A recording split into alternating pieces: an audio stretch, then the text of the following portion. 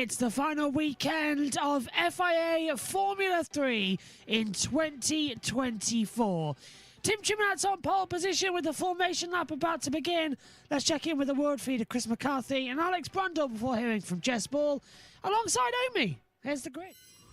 Through them after, but reversing the top 12, it's Tim Chamnitz who's going to start on pole position alongside a winner in Dino Beganovic. Sebastian Montoya on the podium last time out. He's alongside Santiago Ramos. Sami Megatunif is alongside Tsenopol in Chapuzak. As you can see, a penalty for him. There'll be many of those as we go through. Alex Dunn is alongside Mari Boyer, who was on the podium here last year. Christian Mansell, one of the top 6, is alongside Josh Dufek in the top 12 for the first time. Joseph Loke is then alongside Arvid Lindblad. Needs points in this one. Martinius Stenchorn alongside Gabriele Mini. Then we have Kian Shields and Leo Fornaroli, our championship leader. Luke Browning chasing the top 2 in the championship. He's 17th alongside Callum Boyzin, a winner last time out. Nicholas Solov comes next. Then we have Noel Leon and Nikita Bedrin on row 11. Max Esterson is going to be alongside Charlie Wirtz on row 12. Sophia Flerscher, welcome to FIA Formula 3 to Noah Stromstead, filling in for Ollie Goethe. Tommy Smith and Matthias Zagazeta, row 14 for them. Lorenz Van Hoopen and Kasper Stuka next. Kasper Stuka starting from the pit lane. He broke down in practice, crashed in qualifying with Lorenz Van Hoopen. He will start from the pit lane. So 14 driver penalties in total. To recap, Mansell and Solov have been given 3-place penalties. Kasper Stuka a 5-place grid penalty, but he'll start from pit lane.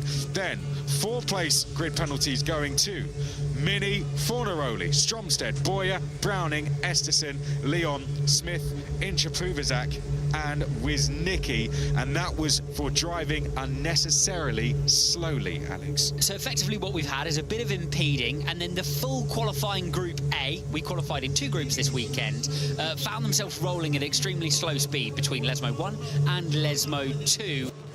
Yeah, it wasn't the greatest, was it, as we hear now from the guys up here in the cars box. Away we go on the formation up alongside with Jess Ball and Omi. Omi, final weekend then of FIA Formula 3. Just let them deal with everything while we set all the systems up, because as always it wasn't working. But we should be in for a fascinating final round. Indeed of FIA Formula 3. It is always the biggest ball of the season. Kasper Stuka waiting in the pit lane to get going. This race will begin when everyone else has gone past. Jess Ball's with us as well for the final round of this championship. Jess, away they go from the pit lane. Should be in for a thrilling finale as well. Just goes on mute, by the way. What are you expecting ahead today as the cars venture into Dalla Rosia? You cannot miss the F3 finale. That's why I'm here. We want to cover this, and you know it could go either way between the front view, and I'm so glad it's not going to get decided until tomorrow. But the sprint race, it could change quite a bit on what they need to do. But let's hear from our top 2. Going into the weekend, that was my main goal, to focus on myself and try to extract the maximum what is in my control, because the gap is very big, and it's a little bit more about what the others do at that point. I think the most important is just to stay cool and see what happens. We have a set of new tires for tomorrow, which are for the sprint race, which I think not everyone has, so yeah, it could be a bit of an advantage. But yeah, of course, I'll try to win the race. Omi, this is going to be a big one for the championship. It will be decided tomorrow, as Jess says, but there's 5 drivers in the hunt for it. Yep, absolutely. Big opportunity with Dino Beganovic. As we mentioned, anything is possible here at Monza in a Formula 3 race as well. You get the most craziest races of the year here at Monza, meaning that even though Beganovic is far off when it comes to the point standings, he's still got a realistic opportunity here at Monza. If he can get a win today, tomorrow he gets aided a bit in the feature race and manages to get himself a little bit up, and his other rivals have some trouble, that could definitely help him. But it's going to be definitely a race that can't decide the championship, but could go a little bit of a way in deciding it. Jess, who do you think is going to win this one? Well, I haven't watched much of Formula 3 this year, but I'm predicting it's going to be quite chaotic at the start if qualifying's anything to go by. I think we could have a shake up the order, that's what I think. They line up there ready to go.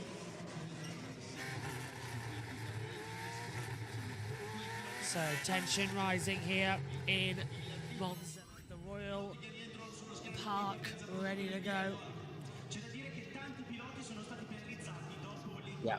Sorry, Olsen's really annoying me. He's going to be hoping to make his way through as well as we now start to line up in position. Luke Browning, poor qualifying yesterday. He needs to try and recover from that as well in both races this weekend, to disappointment for him. We're going to see the some of the title rivals, Gabriele Mini, Leo Fornaroli, the top two in the championship, both trying to make their way through, but also trying to keep their car in one piece as we line up here and we get set to go racing at Monza for the final sprint of the year.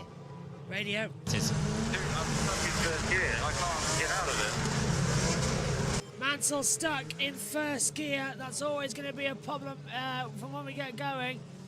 Let's keep an eye on to see if we can move. They've extended the distance, by the way, from 15 to 18 laps. So we'll keep an eye on that as we go. Last car's in position. Oh, no. They're going to abort the start. Mansell stalled it. They're going to abort the start. Yep, start aborted. So it'll be 17 laps in total. The yellow flag should really be out. Where's the yellow flags to indicate to Rebecca that we've got a problem? Mansell needs to get his hands out there, and they've aborted the start. There we go. So Rebecca, the start coordinator, flashing the green and amber lights. The start aborted, and an extra formation up. We've got two stallers on the line. Now, is that Tanasa Point to Privazag? The name I can't pronounce. Ah, no, it's the 28 of Joshua Dufek. And he's got going with the refresh. He's going, he's good. Crucially, that was the last car as well, so he'll be okay. Go on, Emmy. Yeah, so he'll just be able to take back his places onto another formation lap. We go then. Now it's going to be a 17-lap race. I'm sure it's still going to be exciting, and probably we would have lost some laps anyway due to a safety car at some point. That's how a Formula 3 race goes at the Temple of Speed at Monza. As now we make our way on another formation lap, and it's going to be Tim Travanitz getting ready for that start and a very long run towards Taiwan, and Dino Beganovic trying to go through at Kramer's home race as well. Yeah, I'll be disappearing at 9 to set up for the MotoGP. Let Megan take over, and then I'll come back for the end. So I won't be missing too much from the action. So they fly through. I'll leave Omi and Jess in the box, of course. That's all MotoGP action on JB2. Here's Mansell. You have to come back in box. You have to start from the pit lane because you create extra formation lap. Yeah, fair enough. Yeah, Mansell, because he caused the aborted start, has to start from the pit lane. Them's the rules, and he's not denying it at all, Jess. But gutted for him. He was going to have such a great race from his position on the grid. He had an outside chance of winning the championship this weekend, so this is really going to hurt his chance, unfortunately. But it's a long race, anything can happen. He's just going to hope that the carnage happens after he's left the pit lane. Hopefully I can change to the other Discord as well later on and get you actual TV pictures that don't go through the laptop. It's always the thing. It's all right at the moment. Yeah, that's because it's not running multiview, so it's all right for the support series. So that's a good thing to know. Tension rising, atmosphere building. A start to 2 attempt. That's probably why I was playing up last week. Oh, definitely. It's because it was. But there was a Discord. There was a Discord server issue last week as well, which didn't help matters. No, it did not. That was annoying as hell. Mansell That's pits. Mansell going into the pit lane. Now I must admit. Lining up again. Yeah, sorry. When I left the commentary box when the World Feed took over, I got a bottle of whiskey, put my finger on it, and just rubbed the abscess to just numb it a little bit because it's really annoying. So if I do stutter or sound like I'm drunk, I promise I'm not. It's just I'm finding it really difficult to talk. I've got a massive ulcer directly where the microphone is. So it's just here. Ouch. Yeah, it's on the left-hand side. I've had plenty of ulcers. It's awful. I cut my inner lip during last week's F1 race. So, yeah, it's just... I do that quite a bit in as well. I have quite a few ulcers in the winter. It's not good. So, this weekend, with everything on, it's not going to do well. Here's the start. And I could always tell when I bite it. But anyway, over to you, Josh. Casper Sutra and Christian Mansell in the pit lane. 28 on the grid. Down to the Rettifilio. What could possibly go wrong? The final weekend of FIA Formula 3 has 5 lights for the sprint race.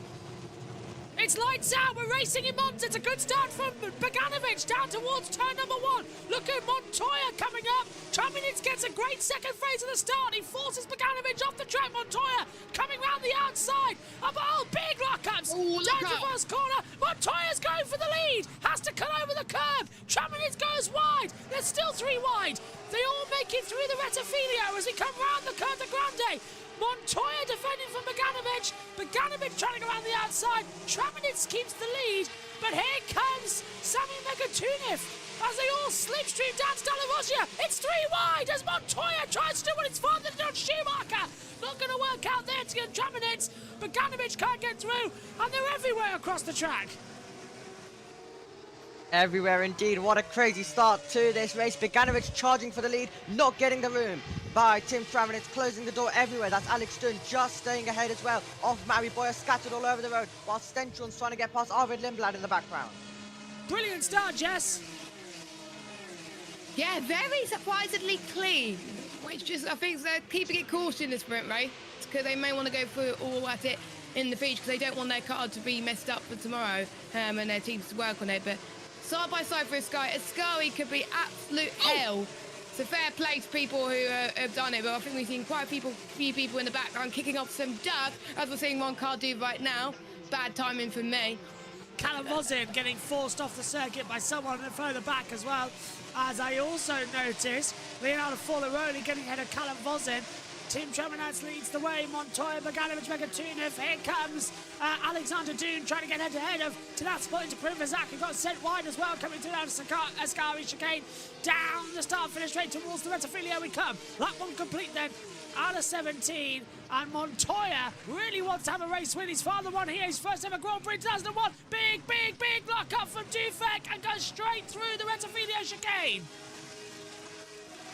Yeah, he locked up so badly, and they're still side by side. Jones still battling, still risking it, up against the Sanopol into Pruvizak. And while they do it, they are getting closer to Ramos, and they still run wheel to wheel through the Curva Grande, Josh. That's going to be side by side. They're going to have to be careful. Yellow flags out in the first sector, down to Dall'Origlia. There's cars left and right in the braking zone as well. The 2 MPs going to be in trouble. Dude just stays ahead as they all just continue to defy the laws of physics, basically. Don't know what that yellow flag is for in the first sector, though. Everyone looked like they got through safely. No one's missing a wing as far as I know. Might be debris. Safety car! Well, whatever it is, the safety car's been deployed. No clue why, but yeah, safety car is out. So this will stop the racing. It might be something. I wonder if it's something serious if they haven't seen it. Well, everyone's passed the... Oh, hang on. Mansell's back at the back, but he's running. The top 24 are fine because they got a gap. There's people below that. Solov has not gone through Sector 1 again. That. Yeah, he's. I hope he's okay. There, 2 cars off in the gravel. Yeah. And it is. Is that? Well, one of them is. Is that Dufek against an AIX? Oh, I think it is Dufek. I don't. Oh no, it's not. It's not Dufek. It's no And Leon it's and not Nikita to super Bedrin. that. It's There we Leon go. and Bedrin. Oh. Now, how did we not spot that? The TV cameras must have been having a sleep there. There's a No, Josh. Josh, they're being smart. They wanted to make sure that those two drivers were okay before they went on the off-board shot. There's a start, Amy. Yep, Dino Beganovic wanted that inside line. You can see that he tries to draw alongside lockups from all of them down towards the first corner. Lindblad locks up massively as well as he went side by side with Stenchon in the background as well. No drive off the corner for Mari Boyer. He has to cut the chicane. Beganovic tucks in the slipstream, going nearly 3 wide, but luckily Boyer did back out of it. Further back, his teammate there, Montoya, was absolutely risking it. Come on! This guy, we were side by side at the 8th, but... Well, And that is why you don't have sausage curbs. Thankfully, they've removed the ones on the interior of the circuit, but they haven't moved the ones on the curb. Well, they haven't let. Oh. Yeah, exactly. They done better, but yeah, I'm just annoyed. It's not 100% yet, is it? This was No. Now this was. Oi! Who's going? That's not Sophia. That was Voisin, Right. I think. What you were pointing out earlier. That was a replay. They Um, still that haven't was- removed the. They still haven't removed the sausage curb in the F1 game. It's still there, the full one. Yeah. That would be one of the Alpine juniors then, who are off the road there as well. And then we're going to see the contact now, and it's going to be Tommy Smith who helps around Noah Leon. So that's where, and then is Noah Leon going to join back on the circuit?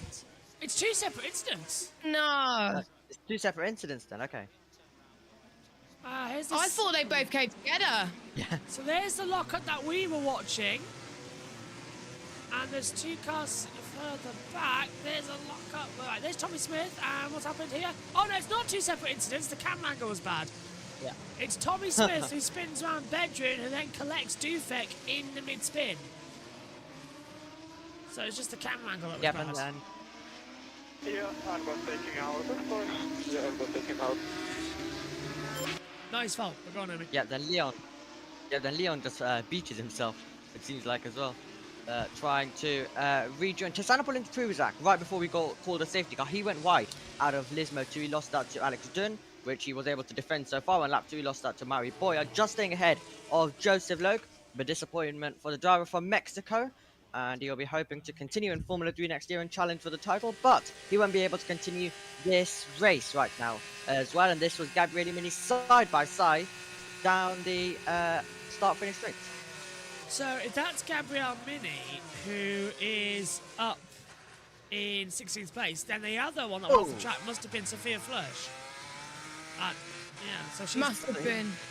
Yeah, so he was Mini was side by side with Browning. That's the 2 title rivals as well.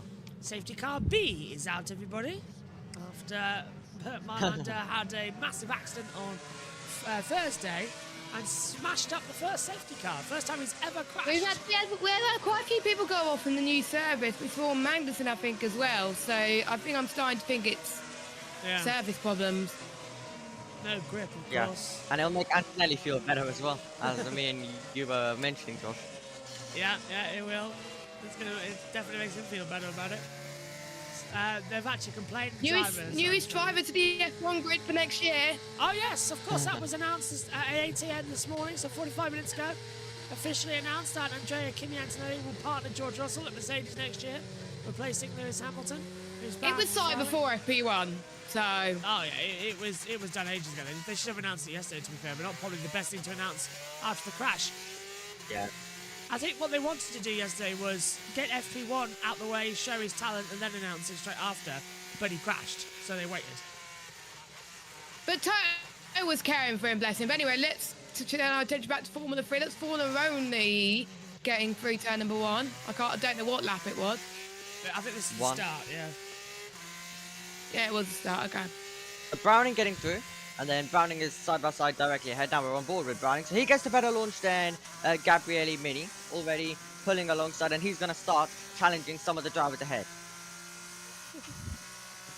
This is Browning down towards the first corner.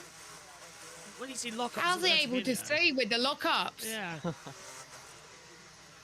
He's just hoping and praying get through the retophilia every single time he goes through it at the start. It is terrifying. Safety car's still out there. Yeah, last year, a big crash. Last year we had a big crash with Aaron. Paul Aaron had a lock-up and he was into the path of a couple of cars. That was last year's sprint race. Leon, Smith, Bedouin, all under investigation for the turn 2 collision as well. So it was Smith who sent around Leon, and then Leon into the path of Bedouin, and they both beached their cars into the gravel in the Verstappen Hamilton area where they had their crash. Omi, out of interest, on the OBS files that you've done, have you set up the camera so that all you have to do on Discord is click that person and they go centre stage? Yeah. Ah, excellent, because I was just thinking, because it'll be you and Jess later on, won't it, for F2? Yeah. Excellent. Yes, Megan's laptop, bless it, cannot deal with OBS at the moment. We've tried it twice yesterday and it's failed. We're going to try it one more time in a minute, but all the main MotoGP sessions, like the qualifying, the sprint and the race, we are taking this commentary box now, which means Megan can join. Go on. So is Omi set up for the rest of the weekend then? Omi is set up for the rest of the I weekend. love you, Omi. Yeah. And Omi is also going to be set up later with the basic F1 package ready for the pre-show tomorrow. Nice. Whilst we do the MotoGP race. And then I'll take over, after. Probably around Martin's Christmas. Leon Solo instant noted turn 8 collision. I would join you, but obviously I need a break between that and the one hub race. Yeah, well. All is good. Safety car's ending. Here we go again. Oh, you're more than welcome to join the pit lane. Oh, and Chaminet's backing up Montoya. Oh, and again. I might watch in the background, but yeah, I just don't want to burn myself out too much. Yeah, don't get burnt out. That's fine. No. Jackson's with me for IndyCar later on.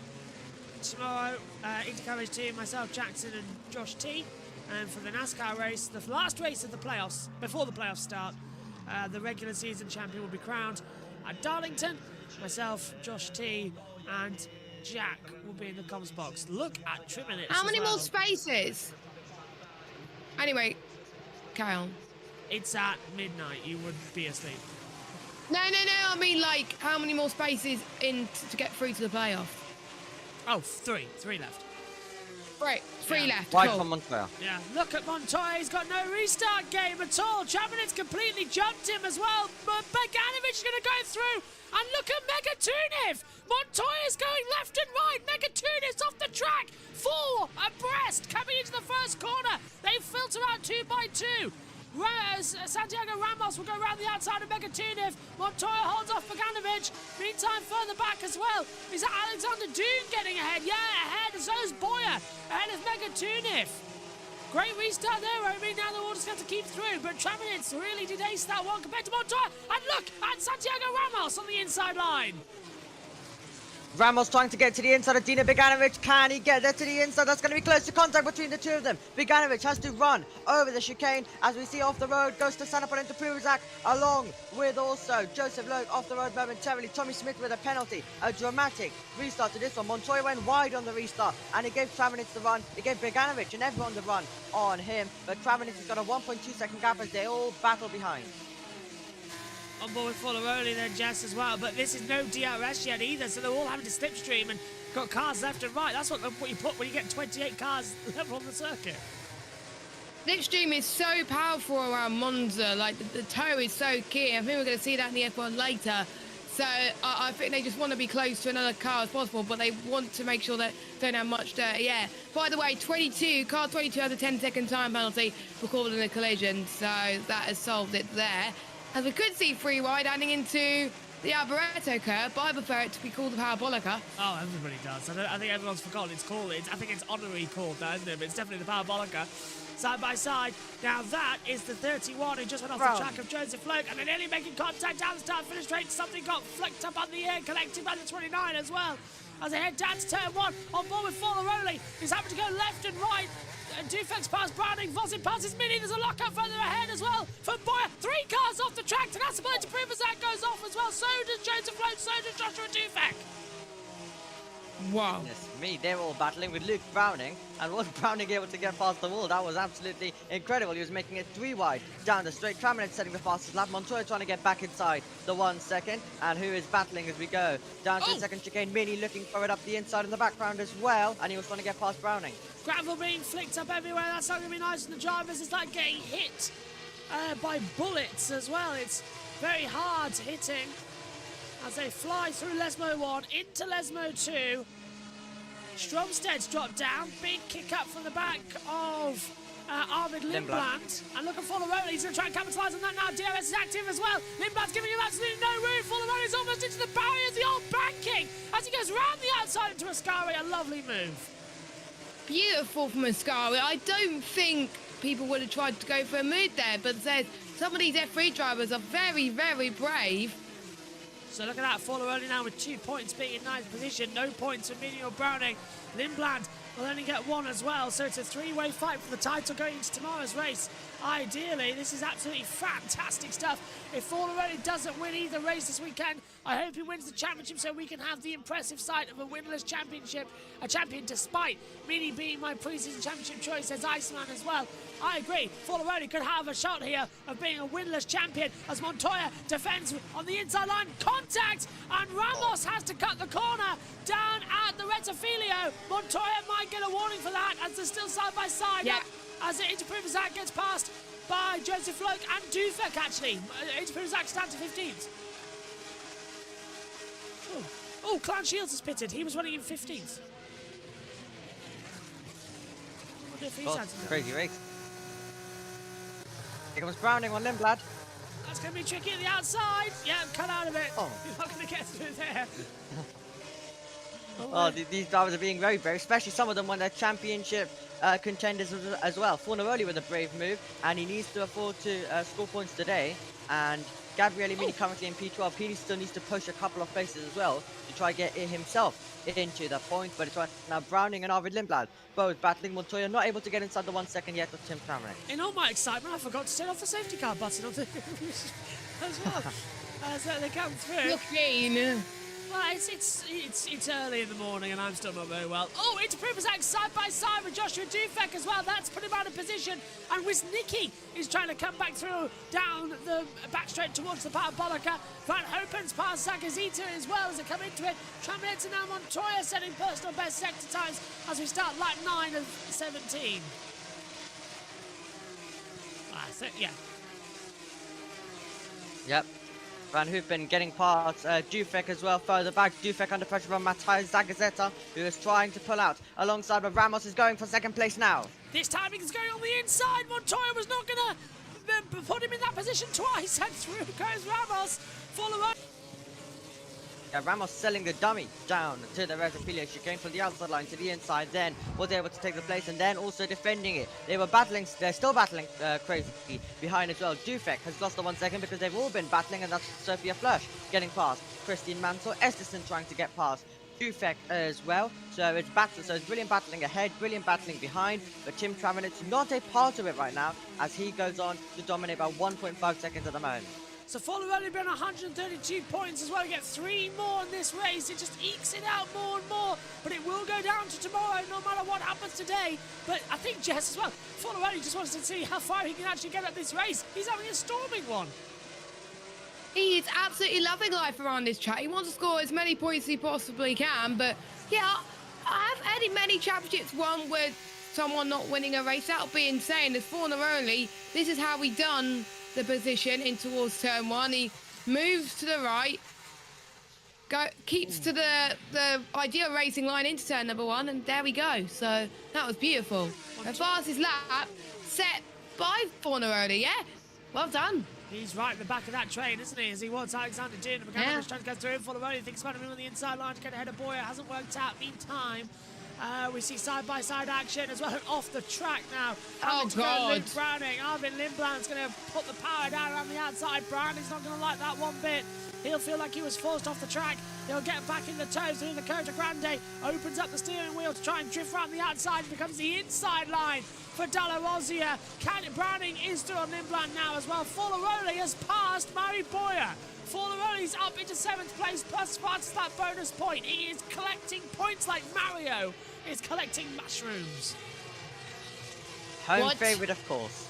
So knows the circuit very, very well indeed, and he's definitely using that advantage. He's pushing on and has some great pace right now as well. And He's gained more 134. positions. Yes, he has. Oh, debris. There's a crisp packet. Oh, there is.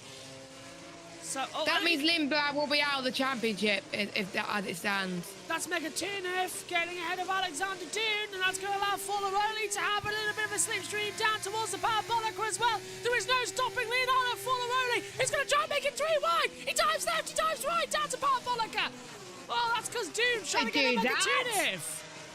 Wow. This is insane. He's got Boyer just behind him. This is about to be a very messy Retafilio as they head down. Watch this. 3 tridents in a line as they come across. Here we go then, down to the braking zone. Ramos defending from Montoya. Dune goes back to the inside line. Here comes Boyer as well. Steinshaw gets ahead of Boyer. Browning stays in position. He did not get passed by Limblad. Forlaroli stays 7th. Into Primazat passes Loke. It's insane, this race. I'm trying to continue it all. I'm trying to leave it as late as possible before I have to leave the commentary box as well. Yeah, brilliant Formula 3 action. As we predicted when we came to Monza, Ramos very close to the 1 second of Tim Traminitz. Soon we could get a battle for the lead with still some laps remaining. 19 minutes and 25 seconds on the clock to go. This was Limblad, this was Browning, and this was Browning not being able to make the corner as he went wheel to wheel with Limblad. Yeah, side-by-side stuff did not work out at all there. This is what I found expensive for Browning. Look, he tries to go around the outside. Because the inside line for Dalla Rosia makes the move stick perfectly as well. That's what we didn't see get completed. Here's Tim Traminitz leading the race. My eyes are on Forlaroli. He's got to be careful. If he goes a bit too bold with some of these drivers, you could be taken out, and that could be all your points lost from today's race that you are gaining. But he is a man on the charge as well, trying to get past Dun. Dun's also going to try to get past Megatunif, who's also putting the pressure on Dino Beganovic, as we also see Montoya starting to gain on Ramos. It's going to be an interesting battle for 2nd place. Montoya's going to think about the inside line. Ramos knows it. Does not go defensive. Megatunif in the battle now as well with Beganovic. And Montoya takes 2nd. Megatunif passes as well. Bedrin. And the status quo. And Alexander Dune's finding a bit racy as well. And the MP trying to go back round the outside as well. He didn't want to stop it. Wow. Down to Dalla Rosia. The gap now between Traminitz and Montoya is about 1.1 seconds, so it could go either way. But there's a lot of moves going in the sky. Someone's gone off the circuit.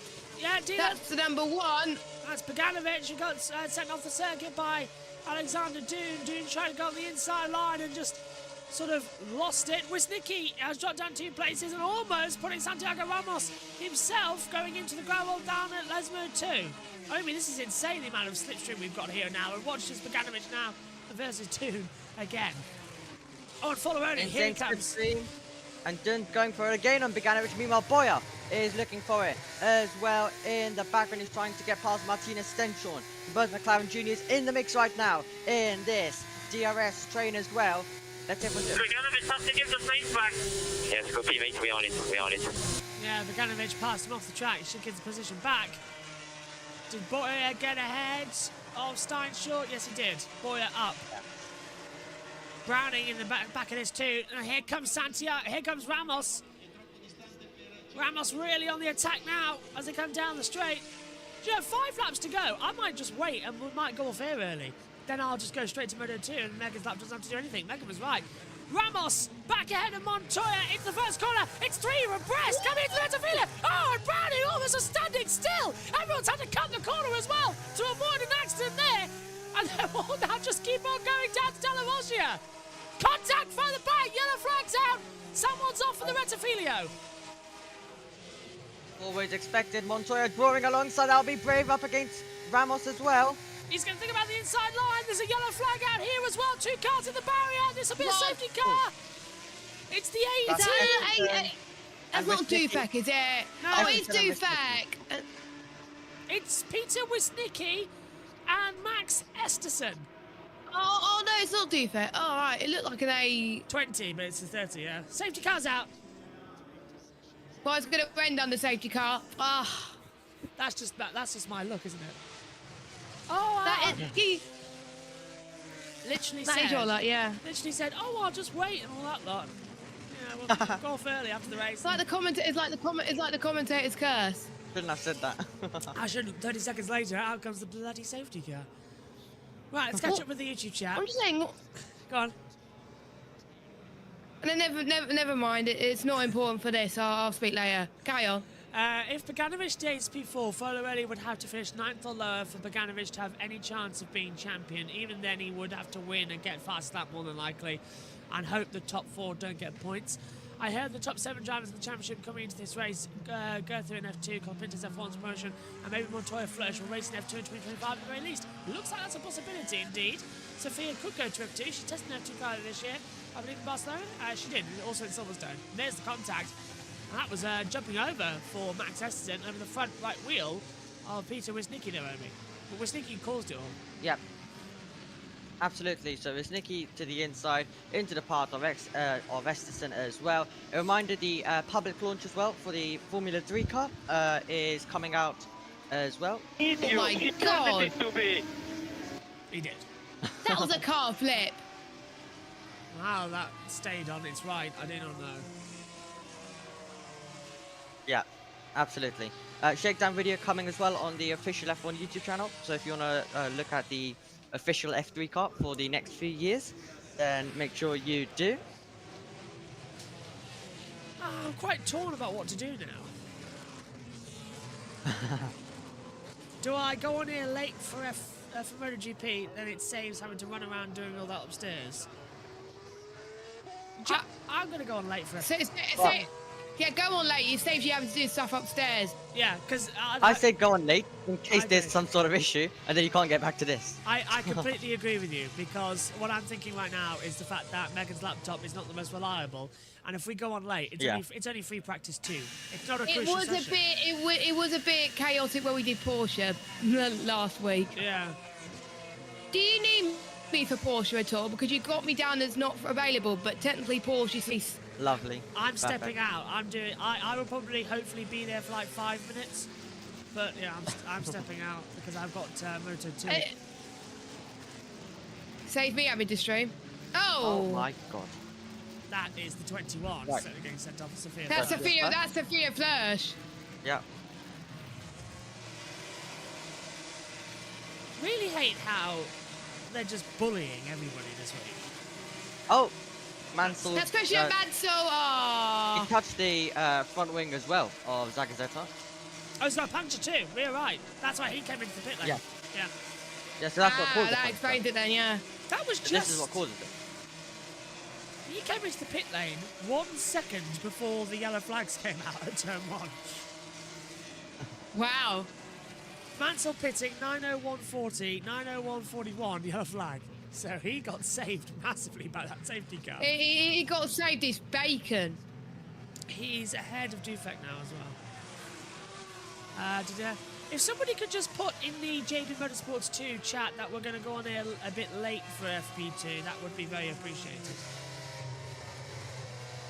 Yeah, will do. Thank you, Jess. So as soon as we're done here, I'll pass over. So we'll make sure we get the podium for tomorrow though, because it's championship finale. Oh yeah, but today's not that really important, is it? So yeah, no. Tomorrow. But make sure you get the podium tomorrow. Oh yeah, tomorrow we've got everything. Investigated after the race, starting procedure infringement for Tim Triminets. So the race leader is going to possibly get a post-race penalty. Sebastian. When are we starting? About 5 minutes after the start of the session, so 15. Okay, cool. Might have been here on air on time at this rate. They've actually completed the laps quite quickly. So Omi, the race leader, might have a penalty post-race. Montoya is going to be now notified of that, and he's going to try everything to even take the lead or to stay second. Yeah, that's going to be Montoya's goal, and you know how he can be as well on restarts. As we currently make our way through the Ascari chicane, Tim Trans will be getting ready to take us back. No message yet of the safety car coming in, so it might be a one-lap shootout possibly. Oh. Message done. Thank you, Jess. Interprover Zach and Loke are under investigation for a safety car infringement. Dufek has been put into the pit lane. So can Sebastian Montoya take the lead and do what his father did in 2001 and take victory at Monza? They need to have a better restart than last time out, where we went a little bit wide. Montoya's do well here, by the way. Juan Pablo is the fastest ever man in a straight line here. Back in 2003? No, 2004. Well, actually, is it 3 or 4? I can't remember which year that straight line speed is.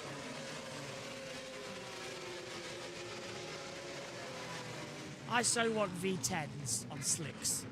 It's just, that would be addictive. Is it meant to rain this weekend or not? No. No sign The of track's clear. Yeah. Good. If anything, Jess, it's going to be the heat that's the problem. Expecting track temperatures of 50 degrees in tomorrow's race. Two stops, yeah. Yeah. It's got to be. In an hour, 15-minute race, we could have a 2-stop race because the tyres get eaten up. Omi, you're right. 1-lap shootout. Yeah, well, looking at it now, it was cleared up, so maybe they could have gone last time around. They could have gone last lap, yeah. Yeah, so, but they like to do everything 1 lap late, so now they're leaving Formula 3 drivers with 1 lap to sort it out. By the way, you might remember last year the flooding in the area in Italy as well, and there was a deforestation, sadly, that happened around Monza. This year, however, they have planted so many new trees that are going to grow over the years. It's going to be fantastic. Also, what they're doing is the areas that came down, they're turning the trees into fan zones. So the stumps are going to be turned into like little fan zones area as well, and better viewing points, everything. So Monza is learning. And I understand from Nicole Fry, who's also at this event, as she was in Danville as well, the hospitality and the access is a lot better than the previous years. Yeah, I've seen her TikTok yesterday that she was at Monza, but the thing that she hated was how long it takes to get to the track. Yeah, getting to the track is long than getting actually on Timber. Yeah. Omi, I don't like this. Jess, I don't like this. Look at this. We've got every car out of position on the grid. They look like it. Well, this reminds me of Schumacher when he did in 2000. He hits pedal to the metal there for Traminets. Montoya's gone with him. They've all gone together then. 1 more lap to decide the sprint race for FIA Formula 3, the last sprint race of 2024. We're green flag racing again, and Montoya cannot get in the toe. Traminet's going left and right trying to break said toe, as the checkered flag will be ready next time by. It's effectively a green-white checkered. Look at Fuller Road. It goes to the inside line. It's going to try and get ahead as well. Further back, and look now. The inside line as Mega Tunif goes side by side with Ramos. Dude's going round the outside as well. Fuller Road has got contact. He's been hit by, that's Browning. Fuller Road has been dropped back to 9th place. Yellow flag again. At the first corner, someone's gone wide. That is the 21st. Yellows are still out there as they get down into the braking zone. Montoya can't get ahead. Yellow flag down sector 1. Dune passes Bogdanovic. Forlaroni trying to go back to everywhere. He's come the chance to get back ahead of Luke Browning. Cars are off left, right, and centre as well. Blue flags are out for some reason. I don't know why. Into Prubazak and Steinshaw battling. Forlaroni's getting sideways as well. Here comes Gabriel Mini. The 2 championship protagonists are side by side as well. This is crucial. Forlaroni's losing out points. Mini's got 1 point as well. This is going to be everything mattering. The yellow flags are out. They're going to run to the end of the race. No safety car. Montoya's closing in on Traminets as well, as they're all going side by side. Round the outside, however, goes Maui Boya, goes through the gravel, and Ascari back through goes Sammy Megatunev. Here we all go down the back straight then towards the Parabolica. Boyer's trying to go out the outside. Manson's on investigation for speed in the safety car. Ramos trying to take Montoya as they come out the Parabolica towards the line. It's like the 1960s all over again, but it's Tim Tremonetz who's going to win at Monza. Montoya holds off for second place at the line. Ramos finishes in third. There was 1,000th of a second between those two at the line. And did Forlaroli hold off into ninth to Gabriel Mini in 10th. What a last lap. And the championship goes down to Sunday. Wow. And Travis, don't forget, might get a penalty for a start infringement. So it might be that Montoya wins the race. You never know. It's Virtues off in the first corner, Omi. Wow. Wow. So. Absolutely wild stuff in FIA Formula 3 once again. Great to see Tim Tremonetz finally getting his moment of winning as well for the Red Bull Junior. But brilliant last lap as expected when you let Formula 3 cars battle at Monza like that. Final thoughts then, Omi? Yeah, brilliant race of FIA Formula 3. Cannot wait for the title decider tomorrow. Jess? The championship is heating up, and we now got 3 drivers that could be in a shot of winning the title tomorrow. It could go either way, but I'm hoping that Fornaroli wins the title without getting a win. That would be amazing. But we'll leave you with MotoGP coming up next. Tremonetz, Montoya and Ramos, the top 3. We'll bring you any news on post-race penalties in the later shows. It's the final race of the year for FIA Formula 3 here at the Cathedral of Speed. Welcome to Monza and the last race day of the season. Let's check in with what the championship contenders have to say. You have all to play for and you have to fight for the win. Of course it would be amazing, one of the best feeling of my life, but you know, I'm just focusing on giving the best. There's what they have to say. Jess Ball and Omi alongside me in the box. They're coming around the Parabolica. One more race end inside the championship, Jess. It's going to be a good one. Yeah, it is. It's nice and sunny as well. Early morning in Monza, and we've got 3 drivers that could still possibly win it. Fornaroli, the championship leader, hasn't won a race. He's starting on pole position. He's got a good chance to claim it in the feature race, but don't count out the other 2 as well, which I'm really, really excited to see how that turns out. Monza usually brings chaos, but F3 was probably the less chaotic than all the lot yesterday. Omi, can you hear me okay? Right, Omi's got a problem. Hello. Oh, hello, hello. Yeah, I can hear you a little bit. Yeah. What's wrong with your setup? Yeah. It's just updating right now. Oh, typical. Oh, Windows update. Oh, right, okay. There's a thing that you can say here that was in Space Force of F Microsoft! They picked the worst times. I was not expecting you to say that at 7:38 in the morning. Oh, trust me, with the Skybox also not working, that's why we're a bit late on air today as well. That was also a factor. We nearly missed Lights Out. So We're all good now. Oh, well. TV pictures. Well, yes. with the pictures, Leonardo Forlaroli on pole position. Alexander Dean alongside him. There's Gabriel Mini, Sammy Megatunev, Santiago Ramos, Sebastian Montoya. Several drivers getting penalties. We'll get into those during the race. We would have had time to talk to you before, but as you know, issues. We only got to go on the formation lap. One more time then. In 2023, the Formula 3 Championship has gone down to the very last race. Who is going to be the FIA Formula 3 champion? Leonardo Forlaroli starts on pole position. Can he get a win to claim a championship, or will he be a winless champion? 5 lights and 22 laps will decide the 2024 FIA Formula 3 Championship with 3, 4, 5 lights. Look but never stare. for the final time. It's foot to the floor. We're racing in Formula 3. Forlaroni gets a great start, cuts across the inside of Alexander Dune. Round the outside, Gabriel Mini also trying to slipstream down towards the Rettifilio. He looks to the inside. Dune's going defensive.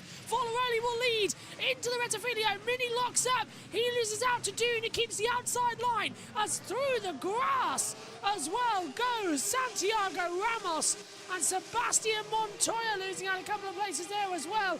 And there's the 18 who scumped across the grass as well as they come down. Dunes on the outside line coming in towards the Dalla Rosia chicane. Forlaroni goes defensive. Okay, good start. Everyone's through safely as well.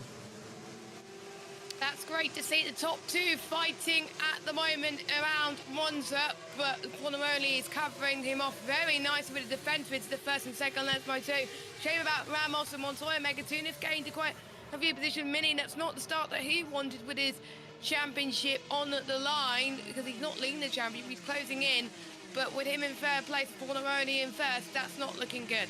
I mean, I don't know how much you can hear, but that's a great start for Forlaroni. But he'll be champion with Mini still in third place. Yep, Dun seems racy there right now. He is trying to attack, as you can see. It's very close between the two of them, and he's already attacking the slipstream. He could have a huge opportunity to take the lead now.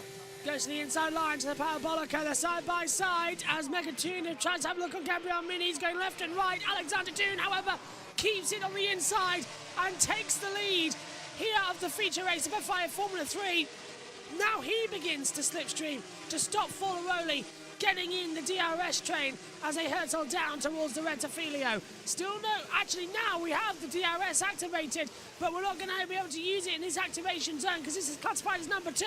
Forlaroni has to do this all his own might, going around the outside. Megatunif goes around the outside of Gabriel Mini. That's going to help on his teammate as it's all side by side coming through the Rettifilio as well. Great stuff so far as we take a look at Santiago Ramos. He's side by side as well. I think with Christian Mansell has dropped back a couple of places. Yeah, he has. I think he's dropped quite a bit actually, as we're seeing side by side actually towards turn 4. Someone almost got hit by the sausage curve, and you know, my opinion on sausage curves in Formula 1, but I think we're seeing one of the AIX cars fighting with each other. I think it's obviously with Nick Browning in 11th. Ah, Mansell. Not what he wanted. Mansell's lost part of his front wing end plate. He's hit the back of Santiago Ramos coming to Dalla Rosia. That was the bit of carbon fibre I saw flying up and hit one of the halos. Bogdanovic going on the outside of Traminitz. Montoya yesterday got a penalty. Interpruvazak to the inside line of Joshua Dufek, and Interpruvazak's going to make the move, and the two teammates make contact. Did they get through okay? Yes, they did. And Interpruvazak still behind Joshua Dufek. And now Montoya's under the pressure from Ramos as they come down the backstretch. Top 4 lead the way. Montoya with Mansell looking to the outside. Interpruvazak going to go right round the outside as well of his teammate. A little bit of a snap there. Dufek's going to come side by side with him as well. One more Luke Browning, who's got a perfect view of the two AIX cars battling. He'll have the DRS now as well, and the slipstream to add into it. Browning goes left and right. Interpruvazak is the one ahead now. Dufek's going side by side. Meantime, Forlaroni with the DRS round the outside of Dune on the inside of the Rettifilio. Dune breaks late, gets the lead back. Megatunif Mini with him, and it's all chaos further back as we see Dufek and Interpruvazak side by side. Off the track goes Tommy Smith. Oh, on board with on board with Browning. Yeah, Browning we're on board with, yeah. Computer making a mistake there. Mansell with no nose cone there. I don't know how much you can see in here, Omi, but that's going to be giving him a draft at the legs. It is, when they're all brawling left, right and centre, as you can see, down the home straight as well. But Dun doing all he can to defend from Forlaroni. Mini dropping behind Megatunif. Megatunif's going to need to try. Fight back as it stands. Forlaroni won't be taking the title. I fixed the lap counter. Thank you very much, Apollo, for letting me know that it was broken. There's Forlaroni then leading the title to Mini by 11 points. Yeah, it wasn't ticking for some reason. All right. Yellow flag. Someone's off the track. Don't know where. As well, it could be Solov. He's just been passed by Browning. Tommy Smith dropped down. Bedrin. That's two off. Browning spinning. Yeah, that was it. And that is right in the centre of Ascari. I hope everyone's okay. No. Safety car's out, guys. Safety car's out. Something happened there that we didn't see. So they've deployed the safety car immediately. So there must have been something more serious happening elsewhere as well. Joseph Loke has dropped several places quite quickly, and there's Browning restart. Is there a further accident somewhere? Yes, there is. Yeah, there was. Big accident there. 3 cars off with the dust. And it looked a bit worse. It looked awful. Joseph Loke's in the pit lane. It's Clan Shields. Noah Stromsted's in the pit lane too. I think one of them is Sophia Flörsch. Let's go have a look at it now. So Browning's going to he's going to go in late, touches the back, loses the rear, and there goes our TV pictures once again up here in the commentary box, right at the wrong moment. Yeah, we did not see that at all. The pictures have completely gone off here in the commentary box as well. Oh, great. I have actually got no signal. My TV pictures have failed. So you guys can see. I'll hand to you. It's a bit blurry for us in the commentary box at the moment, but it wasn't just Browning that went off. I think there was 4 or 5 cars that lost it, and you can hardly see it in the smoke. It's hard to tell who's got it, but yeah, we've got quite a few people in the pit lane. I have zero idea why my timing screens have gone off and why I have not got any TV pictures right now, and you guys have. That's not how it's supposed to work. That is very odd. It's all coming from the same area, so for mine to blow is weird. Sophia Flörsch, Matej Zagazita and Clan Shields are out of the race. I can see one pit lane at the bottom, so guys, I'm going to go try and fix it. I will hand over to you. You can see pictures. So, the safety car has been called right now, and I think we've got quite a few people out of the race, unfortunately. Yeah, it was Sophia Flörsch that lost it, as well as Zagzeta, King Shields as well. So those 3 are out, and we had Joseph Loke, Stromsted, and Browning that's just left the pit. Let's look at the start, Omi. Quite clean at the start. It just got very messy, like in the few laps after. Yep, absolutely did. It was a very good start there. You can see immediately. Oh, our pictures are gone now. There we go. Got it back. Now, Buffon already ahead of Dun. They were battling behind as well through the Cara Grande. Mini also did get away pretty nicely, immediately tackling in the slipstream of Dun and his title rival Fornarelli heading down towards turn of 1. So pretty exciting stuff between all of them. Yeah, it looks like it. And that was Gabriele Mini fighting with Megatunif into turn 1. And I think surely that was where he is passed. So him getting a bit frustrated, and then this was on board with Browning. Browning got away okay, but where did he? I think he was the one that had a bit of a lock-up on me. Let's see. Oh no, he can barely see. He can barely see. Yeah, he can barely see due to the lock-up. In front, as you could see, was squabbling all the way through the mid-pack. Joseph Look able to get through in the Rodin Motorsports car alongside him. Yeah, and then he had to go to the pits later on. Selling the dummy down to the second chicane for Luke Browning, and then Joseph Look's gonna have to get out of it, nearly making contact with Tim Travenitz, and Browning is able to get ahead and off Joseph Look in the end of all of that. And then Fornarelli start, he's P2 at the moment, but he started on pole position, did a very good job covering off from the likes of Megatunif and Mini behind as well. Very tight turn 1. So Megatunif to our right-hand side. And yeah, Fornarelli just holds off very nicely, but it's a different story before the safety car. Megatunif was, no, it was Dunn actually. He was able to get the lead. Yeah. So that is his winning move. Hi, Josh. Hi. Any TV pictures? Yeah, I can see it now. I've no idea what's happened. Yay! Great news. Seems like the systems just don't want to kick back in this morning. It always takes a while to load up, doesn't it? Yeah, even though I left everything on, it still needed like a second. It's weird. It's like the FOM systems just don't wake up in the morning and it plays havoc with everything. Yeah. So finally I can actually see the incident now. So Browning... Yeah, this is good timing. Yeah. Browning's gone off. Flörsch goes with him. Was it separate incident? Yeah, it was Matthias, King Shields, Wazinski, and Sophia Flörsch. So over, there's Bogdanovic flying off the circuit. Sophia Flörsch goes off, and then she's going to presumably drift into the racing line of the field. Yeah. Oh, and Yeah, so everyone it's like else. 3 or 4.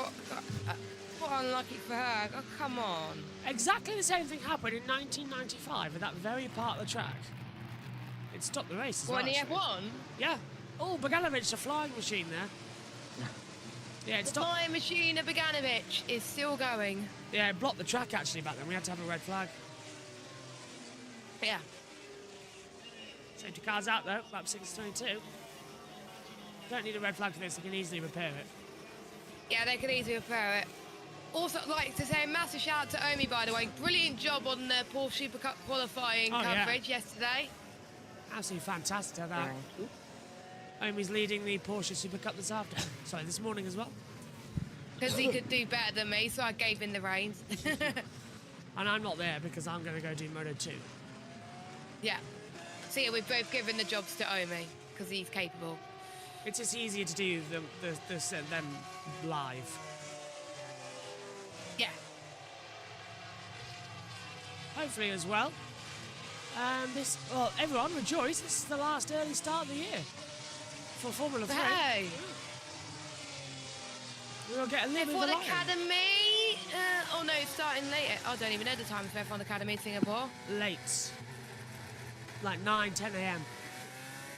Oh good, thank God for that. On Saturday and Sunday? I believe on Saturday it's after the race. Oh yeah, it was after qualifying last. Well, it was meant to be after qualifying last time, and we know what happened there. I doubt it's going to rain in Singapore that much. No, I don't think so. Then again, it did rain safety cars in this lap. It did rain in 2022. 2018. Quite a lot. And we know what happened now as well. That was an exciting race, actually. It was. I liked Singapore. One of my favourite races on the calendar. One of our best calls last year as well. It was. I absolutely loved it. I'm excited about this afternoon. You're racing, aren't you? As well? Well, yeah, I'm racing straight after. So, do you... I'll be watching it with my family. I'll be watching it with my family this afternoon because I think we're all off. Oh, nice. So yeah. Omi, Nice. Jackson and Megan in the comms box alongside me for that one. We're back to green flag running. Dune's made a mistake here. He's gone way into the parabolica. Forlarone's going to follow with him. And Forlarone's going to take the lead of the race here without a doubt. Look, Dune's already having to go defensive.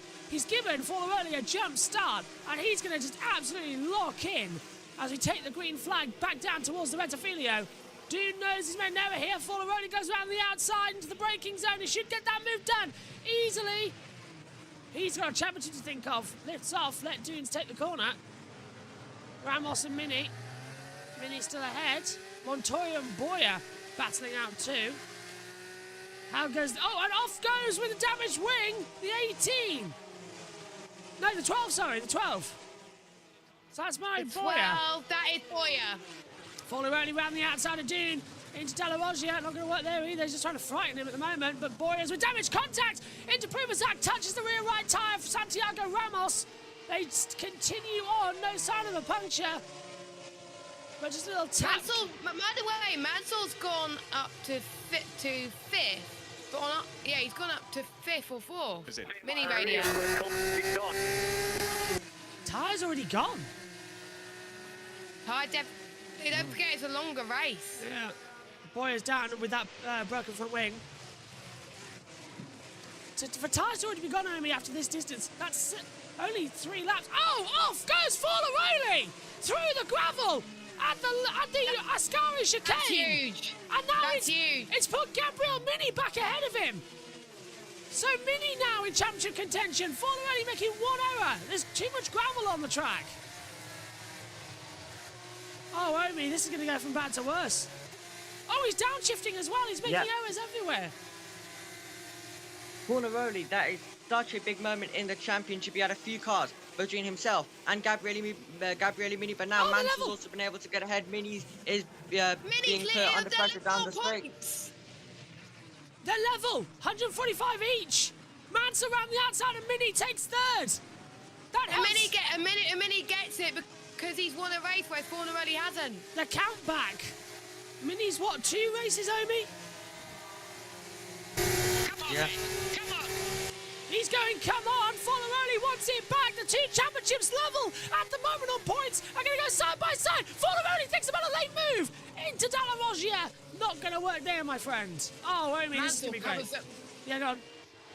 Mansell covers them both off. Yeah, Omi, Sorry, this I is keep interrupting you all. Oh, don't worry about it, Jess. Omi, this is going to be close. Oh, and off goes Mini, gets the gravel and jumps over, coming into Lezo, and then they make contact. Just a little bit of a nerf from Fornarelli. Oh, they're coming together everywhere. They're both struggling right now so much all over the road. And now Fornarelli is going to be desperate. He might be going calm with all of the other drivers while racing. He definitely won't be calm with Mini. On the inside, and Ascari, and Fornarelli goes through with a terrific move. You never see a move down there. And he's ahead of Mini. Mini's now going to fall in the slipstream on the run down to the parabolica. They're moving left and right. He can't move more than once. He knows that. Off the track is Steinshaw further back as well. Fornarelli stays on the racing line. And here comes Santiago Ramos and Tanasa Zach. This is a good fight. Oh my god. There is the 3 of Arvid Lindblad to the inside of Joshua Dufek on the main straight. We're all watching now as Fornarelli battles with Mansell and Santiago Ramos having a battle as well down into turn 1. Into Pruvazak goes around the outside, almost loses it. He's off the track. He almost crashed into Gabriel Mini. 1, 2, destroyed from Tenasapol there. He flies up the polystyrene boards, and that'll be a penalty. He needs to let the places back. Yeah, that's going to be a penalty for him as well for deliberately doing that. Tenasapol into Pruvazak, proving what into Pruvazak he is. Brownie with a penalty for causing a collision. Oh, was that Ascari? Oh, safety car infringement. Oh, right. So it wasn't nothing to do with collisions. Okay. Let's take a look at Fornarelli. This is off the track, Omi, chasing Dune earlier on in the race. Yep, absolutely. Running in second place. Now he finds himself battling with Mini, and this is the moment. Big snap over. The gravel loses a place to his teammate Megatunif, who goes through and then loses a place, and Mini's able to get past both of them. Mansell's run was interrupted because he was just stuck behind Fornarelli, but Mini was able to just find the gap and take the pair of them. Didn't last long though. I want to see the replay for that task point to prove that going off. This is Gabriel Mini making that error coming through Lesmo, and Jess just gets on the curb and it drags you off the track. It could have been worse for Gabriele Mini, but he was able to save that just nicely, keep his championship hopes just about alive. Fornarelli is back ahead of Mini, and there was the little touch. Just a little bit of the diffuser gone. How's your update PC, Omi, as we see Megatunif going for Dune with the race lead? To the outside with the DRS, and Megatunif takes the lead of the race. A lot of dust on the racing line. My goodness, that's hard to stop. Oh, and never mind, because is that Fornarelli or Ramos? Which one's that? No, that might be Mini. On Ramos. Wait. Lindblad and Ramos off the track. Mini goes back through. Is that Santiago Ramos getting forced off wide? Oh, thank goodness. I thought it was Fornarelli then. I thought it was. The camera wasn't giving us a good angle. 8 points. Omi, are you seeing the amount of dust that was on everybody's tyres? They're driving effectively on a brand new surface that's got dust on it. Yeah, it's ice, as Jess said. Yeah, absolutely. Does look quite a bit right now, of course, in this feature, especially when they're all pushing hard. We're expecting, of course, the most craziest race of the year in this one. So they are pushing all very hard right now, and we've got some fantastic battling everywhere we look. Still inside the 1 second Mini on Fornarelli, so he's going to try continue challenging his championship rival, but it seems like Fornarelli has got a little bit more pace at this stage. Down towards the parabolica once again. Megatunif leads this final race of the F3 season from... Oh, and off the track in the background. Can't think it was Wirtz. Montoya passes Boyer as they've been dropped back through the field as well. Joseph Loke off the track again. Not the first time. No, it's sadly not, is it? Oh, look at this. They're all trying to break that DRS train as well. But Mansell, even with no border on the front wing, has got such a toe on Alexander Dune. He's going to try and send it round the outside to break his own 10 minutes with a 1:39.690. Fastest lap of the race so far. Oh, halfway. Fuller early just needs to stay ahead of Mini and he's champion. Yeah. A winless champion on the marks. Mansell's having to go around the outside of Alexander Dune into the Della Roggia chicane. He's going to try and hold it. They make contact, just a little bit of wheel banging, but Mansell's through. Fantastic move from Christian Mansell around the outside of the Della Roggia. Brilliant bravery from Christian Mansell to make that move on Alex Dune, who still is running in third position at the moment. Mini's going to try and fight this time around. He's a bit more closer compared to the last lap as well. And this was the moment for Ramos going on. Everyone locking up and just going, yeah, even we saw Mini, he's on about. I was about to say, did Mini force him off? Go on, Jess. Yeah, I'll go off that, but since it doesn't have to do what you're talking about, we'll carry on. I mean, we've got a bit of time, what is it? Yes, I've looked at if there has been any winless champions. There hasn't. So this will be another this will be the first one. But Mike Hawthorne and KK Rosberg won their titles with just a single win. Hawthorne, of course, famously got disqualified from the Grand Prix, I think in South Africa, and it was Sterling Moss. 1988 Mike Hawthorne and 1982 KK Rosberg. Yeah, and of course Sterling Moss argued that he didn't receive outside assistance, and where he was in a dangerous place and got in the points back and lost the championship. But Moss described that it was the gentleman thing to do because he saw what happened, and if he kept it to himself, he wouldn't have been honest. We are much faster than him now. Go get him and go get all those in front. Come on. Mini getting the determination to go after Fuller early here. Mini wants to win the championship in his home country. Van Hopen getting out of Dufek in a battle with himself to over 11th position. Interprovazat's got the last points playing at the moment. Yeah, Omi, how's your PC doing then? Doing good. I think it's just opening up. Yay! Yay! Lovely. Omi's Why is it time badly? It's ridiculous. What is going on with this lap timer today? It is not working. Yeah, timing's it was messed up when I covered F3 and F2 in Monaco. Right, I'm going to have to maybe refresh that. It should be ticking. I don't know why it's not ticking. Like the commentary tab's is it the timer or is it the laps? No, the timing tower and the lap counter won't work.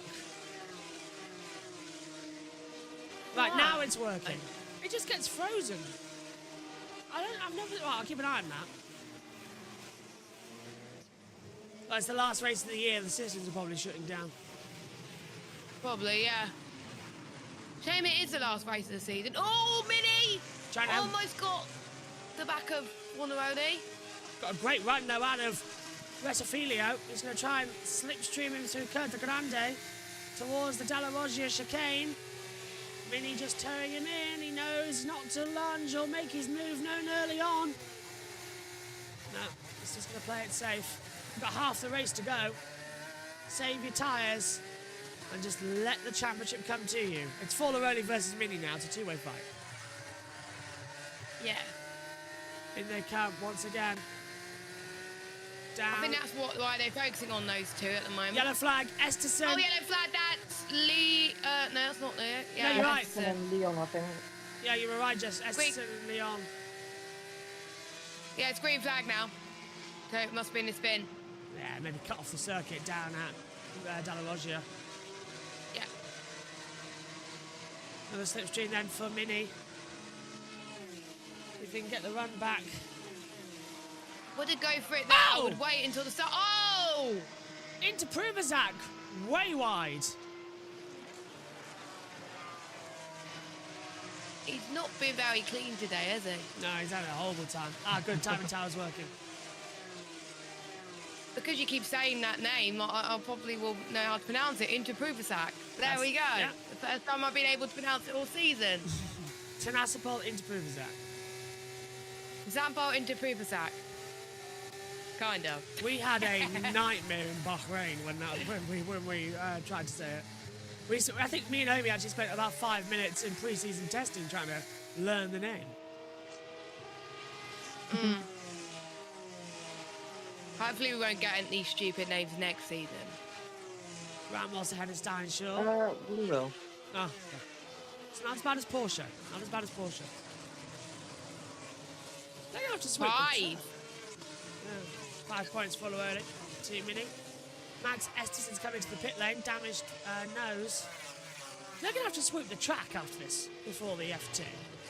There isn't that big of a gap. They will. Esterson is in the pits. We straight after this, by the way, we've got the MotoGP warm-up session. There's the contact, and it was a spin for Esterson. Was that Noel Leon he was in contact with as well? Browning was very lucky. Sorry, Amy. I'm now joining on PC. Alright, I'll go to battle screen. As we Oh, that's Verts. we're getting forced off. Just got to remain calm in this one. 14-22, full early now on the back of Dune. And Dune's going to have the run here, Jess, down towards turn 1. Dune goes defensive, Follow-Early pulls to the outside line, and he's got him, Jess. So now Follow-Early securing a 3rd place for the championship. Third place in the race. He'll be securing the title if he keeps this up. He's got the crucial move up into podium place. Keeps on running. Now Follow-Early will be on 148 points to Mini's 140. Does that get Omi set up with everything on his computer? 1 second. No worries at all. He's going to be like what I was last week. Swapping in and out. Yeah, with all the series in the day and stuff. Yep, Omi's going to be covering the end of F2. There we go, he's back. Yeah, so Omi's going to be covering the end of F2. Porsche and the pre-show. Pre-show of F1, yeah, I've got to send in the file actually for that as well. Oil flags out. Make sure you get the track audio as well, Josh. Oh yeah, that's all set up. Or for the Sky feed, whatever, yeah. Oh, wait, that's even easier, because then that just comes to the HDMI cable normally. So Omi can control that at will. So yeah, Omi could just mute and unmute when it's ready. Yeah. Perfect. But we're on here at like 1:15, so then plus the 5-minute pre-show. Omi literally only has to say, welcome to Monza, let's go down to the pits with pit lane open. So I've made it incredibly easy. So that Omi's not... Here comes more Mini. easy than me. Mini's going to go for it on the inside line. Dune's going to not go defensive at all, Omi. Yep, Gabriele Mini is going to be able to get through. The last thing that anyone wants to do in this field is try get in this championship battle. You don't want to fight hard and take out the home favorite and championship contender as well. Both Fornaroli and Mini in their home race, so it'd be amazing for either of them to win in the title here as well. And Fornaroli really starting to get on with it now. Mini's going to need to try stay with him. 8 tenths is the gap right now between 3rd and 4th and the championship scrap as well. And we're also scrapping behind with Solov versus Bedouin and Stuka. They're all battling. Right now as it stands, of course, Fornaroli would be taking the championship. So Mini's got to come up with something in the remainder of this race. Only 6 points, though, would be the difference on that front. Timing tower froze again. We're refreshed. Ah, Doesn't like this race, does it? nope. It's just like, oh, it's F3, the final race. Yeah, my PC didn't like that it was the final race as well. Yeah. It just doesn't. It says, oh, one more early morning start. No, thank you. Interpruvasa's passing ran open for 10th again. Yep, that is further back. He's been able to get past Lawrence Van Hoopen on the run towards the Scari. Van Hoopen's going to get the chance to try and fight back as well. Stromstead was battling earlier on in the lap with Nikita Bedrin. That's the scrap further back right now for 18th position as Esterson comes into the pit lane. Stuka makes his way through as well, but we're watching the battle between Tim Travanich, Ramos and Stenshorn as we run down the straight as well.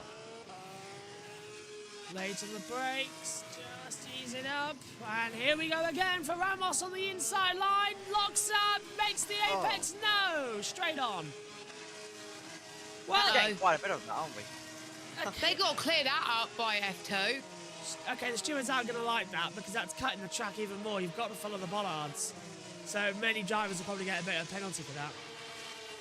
I'm surprised it hasn't been looked at yet. Side by side into the braking zone. It's not doing well. He's off. Ramos is off again. And he's spun. Ramos. Safety car? Oh, if he stalled the engine, no, he's got going. He can't. No, he's wait. He's got to keep the engine. Yeah. There we go. He's good. He remembered which way he had to go as well. I thought he was going to rejoin on the track.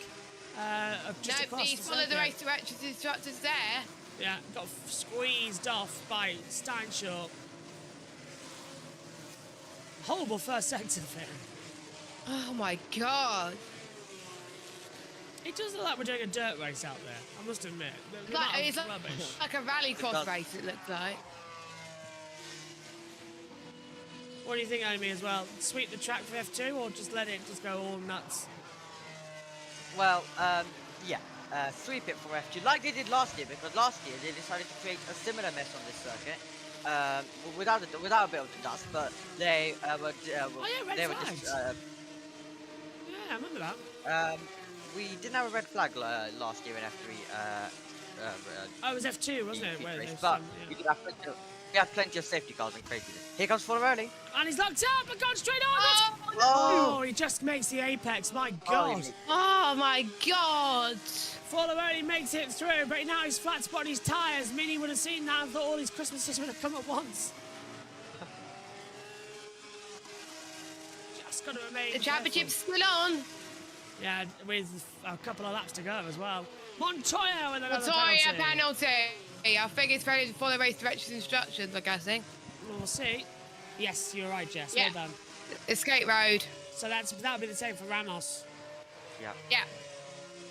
So with Montoya, we weren't able to, of course, cover this due to all the issues. But his podium was taken away yesterday as well due to a penalty.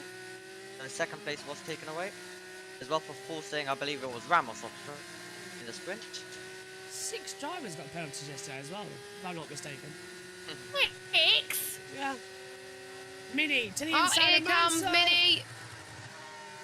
And that's up to second, and now that's Forlaroni just ahead of him. He's 1 place away from a championship. Well, I mean, it's nothing compared to qualifying where 14 drivers were given a penalty. Yeah, that is true. Mansell's having the fight back to Minnie down towards the parabolica. Nothing there. This is going to be tense for the last few laps. Megatuniff leading, though, brilliantly for Trident. Minnie just trying to break that toe to Mansell, and he's got the DRS to help close in on Fularoli. Thought Mansell was going to go for something late under braking. He's not, into the Retifilia. Good, Tyron Tower's working. Mansell's still looking racy. He is. Stenshorn to the inside of Traminitz as well. Lindblad just defending from Lawrence Van Hoopen. Browning looking for the move as well further back. He was trying to get past Dino Biganovic as well. So battling everywhere throughout this field, as well as also managing to fight away by on Nicholas Solo. I'm worried that we're going to see some form of accident soon. Like, they're all being too smooth now because the tyres are going. Let's hear from Minnie. Fornaroli, no DRS and struggling a lot. It could come down to this. The championship is on the line here.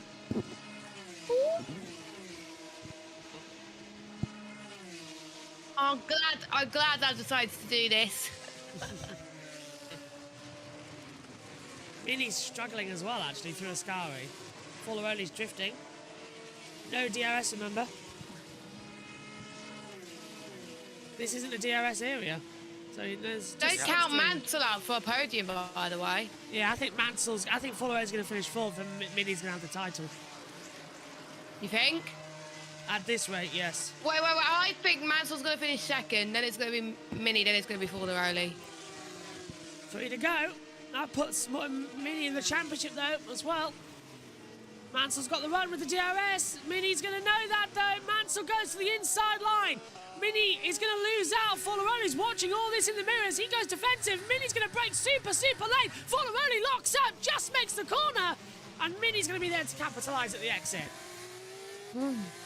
Here we go, Mini's going to have his chance. He's very close now. He's tucking in the system to the Cavagonda. Into Provazak has got past Tim Traminitz. But here comes Gabriele Mini on his championship rival. To the inside line for Côte de Grande. It's the outside for the Della Roggia. The top 2 of the championship are side by side. Late to the brakes. Followerly turns in. There's a line either side for where the gravel has been put. Nothing Mini can do there as he head down towards Lesmo 1 and 2. Oh my goodness. Crucially got Fornaroli on the defensive shape this lap, so he'll get a huge opportunity down the start-finish straight. Fornaroli having to look in his mirrors, so he's closer this time around. Bit of a twitch as he applies the power to go towards the Irish again for Fornaroli. Mini's got DRS once again. He'll use this to close in and then go on the attack. Down the start-finish straight. Fornaroli as it stands still, winning the championship. And will that last with Mini and Mansell behind? Followerly knows that he doesn't have to fight Mini, he just needs to stay ahead of Mansell. So if Mini goes through, just stay ahead of Mansell, you've got the championship, there's enough points in it. Followerly looking in his left mirror to see where Gabriele Mini is, he's looking dead ahead. Mini has his eyes focused on where he needs to be as we enter the Parabolica. Everyone's sliding as well, the tyres, have they got the traction? As Omi said, this is going to be the run down to turn 1. DRS open with 2 laps to go here in the Formula 3 Championship. The top 2 in the championship battling out as well. Followerly goes towards the pit wall to try and goes defensive. Mini's reeling him in. He pulls to the outside line, down towards the Rettifilio. And Gabriele Mini takes second. Fantastic move, and now is Followerly going to have Mansell to play for as well. Mansell gets a good exit, Followerly doesn't. Round the Côte de Grande, Mansell waiting for his opportunity. He'll try and slipstream, Followerly catching up to Mini. Here comes Christian Mansell though, to the inside line as we get down 3 wide. We need to back him off. Followerly's on the inside line, Mansell Mansell going round the outside, Followerly locks up, nearly takes Mansell, Mansell's through, round the outside of Della Roggia, and that's crucial for the championship, because now it's going to put them on 1 point different, and the title at the moment going the way of Gabriele Mini by a single point. Wow. Oh my God. That was brilliant from Gabriele Mini, able to get through, Mansell able to follow by as well, and Fornaroli now needs to respond and only has the last lap to do it. Prema are starting to celebrate a little, we've still got time in this one to go. ART are going to be very much like, okay, thank you very much for that one. Trident are going to be like, what the hell were you doing there? Here's Mini. Like this, we win the championship. Like this, we win the championship. That's not something to be telling your junior driver. Let him focus on the race. Do not let him think that, because then he starts to overcompensate like he's just done on the back straight towards the Parabolica. It's the last lap of the Formula 3 season in 2024. Sammy Megatuna's going to claim his 2nd feature race win of the year, but all eyes are on 2nd place when the championship's on the line. Followerly has got to get back ahead of Christian Mansell. Gabriele Don't Mini. move like that! Mini's going left and right to try and stop him. Mansell's got the DRS. This is not going to be in for the championship if Mansell goes through. Mini's going defensive. Mansell looks around the outside to the Rettifilio. Mini goes defensive. Followerly literally pushing him round as they come out down over the circuit towards Della Roggia we go. And we've got someone off on the back. Can't see who. Followerly on the back of Mansell. Yellow flags down the 2nd sector. That might be a saving grace. If it is Sebastian Montoya, Lindblad and Vozin dropping back as well. They've gone off. Vozin and Lindblad are off at turn 1. Through goes Followerly. Dive bombs. Goes off. Both cut the corner at Della Roggia. Forces off Christian Mansell. Hasn't worked out there.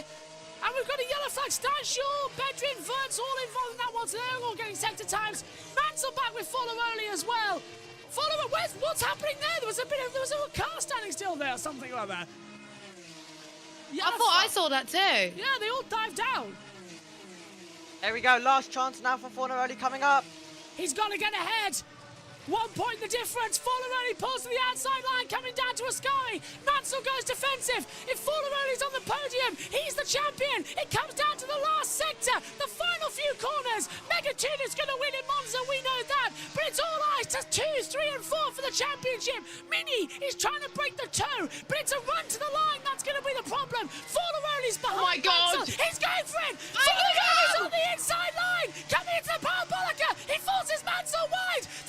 championship was going to go one way. It hasn't. Across the line, Megatunif wins. Mansell is going to finish in 4th, Mini 2nd, and Fornaroli is the champion. If the comeback is correct, he's done it. Leonardo Fornaroli is the champion of Formula 3 without even scoring a race win. Unbelievable. At the line, Fornaroli claims the championship by a point. And that is why you do not tell your driver that you're in a position to win the championship a lap before the end. Unbelievable. Fornaroli centred the last corner and is the 2024 FIA Formula 3 champion. Fantastic. Yeah, because I'm just got to be an investigation. He sent it all on the last lap, Omi, and he is currently the driver's champion. Leonardo Fornaroli has done it. He is the champion. Let's hear from him.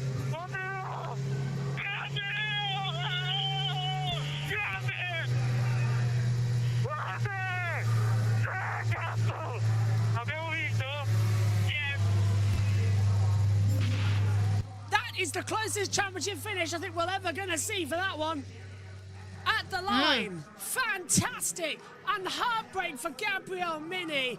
The championship by 2 points at the line.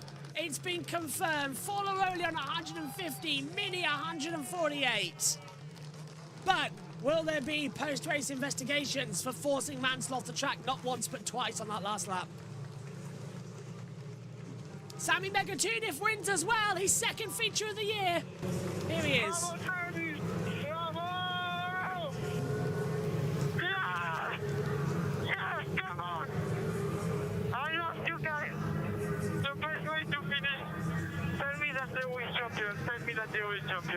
Yes, it is. Double joy. Sammy's done everything he needed to do there as well to help his teammate stop Mini winning. Let's have a look at Leonardo Fornaroli again, Omi. This is the lunge on the inside. Is he going to get done here for pushing Mansell off the track? I don't think... No, well, actually, I don't think he did. No, he didn't push. Mansell went off himself. Yeah, he kind of scared Mansell off the road with that late lunge, but he didn't push him off technically. So that one is not going to be investigated. Don't know about the 2nd chicane. That could be a different story, but this one isn't really going to be looked at all. Yeah, that final corner's fine. It's Dalla Rogier, that's the problem. There's his partner as well watching on. And Trident smashing it today. They really, look, they were cheering up to the line. Mini, I feel so bad for. And we're going to hear from him on the podium as well. Fornaroli, that was your champion. It's his engineer's fault for giving him overconfidence. Yeah, told him. Don't never do that. Nope. You'd never do that. He threw away the championship from Rennie. Gave him the confidence. Yeah, he did. Let's check in with the world feed then, and we'll be back to crown the champion. Mansell as well drove straight up to congratulate him. Here's Mini. We are reporting Fornaroli pushed Mansell out in the last corner. But that's not what happened. That's not what happened. Report elsewhere. Attack between the two of them. But the stewards will have more angles than we will. I can't see that coming too much, to be honest. I would never take anything away from the drive and the championship that Gabriele Mini's put together. You know, his driver that's been on the podium 4 times, took a win back in Monaco. An outstanding drive. Let's have a look at it. Fornaroli dives to the inside, and Christian Mansell gives him space down there. Gives him quite a lot of space down there, must be said. But no, not contact between them. Yeah, I think he saw it coming, knew what was at stake there, and is giving him the racing. And he was straight up to give him the thumbs up as well. I just think he didn't want to be involved in it, like you said earlier. You know, it's always difficult when you're another driver engaged in a championship battle, whether you do have the contact and then are accused of costing someone a champion, or don't have the contact.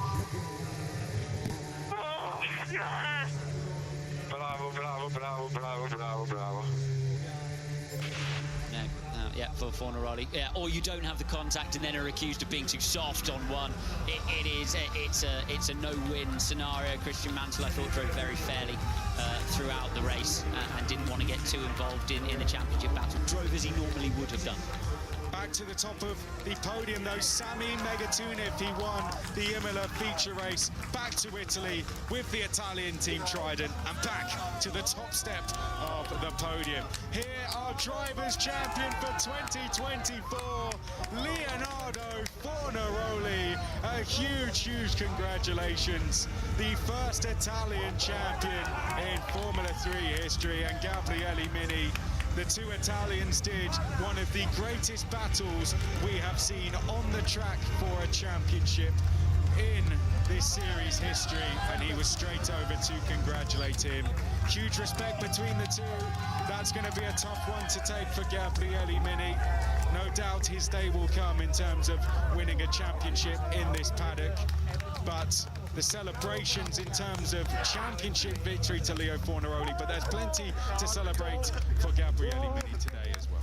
You know, and Prema know they've seen enough single-seater racing to know the performance that Gabriele Mini's put in there. The two drivers very happy indeed about that one.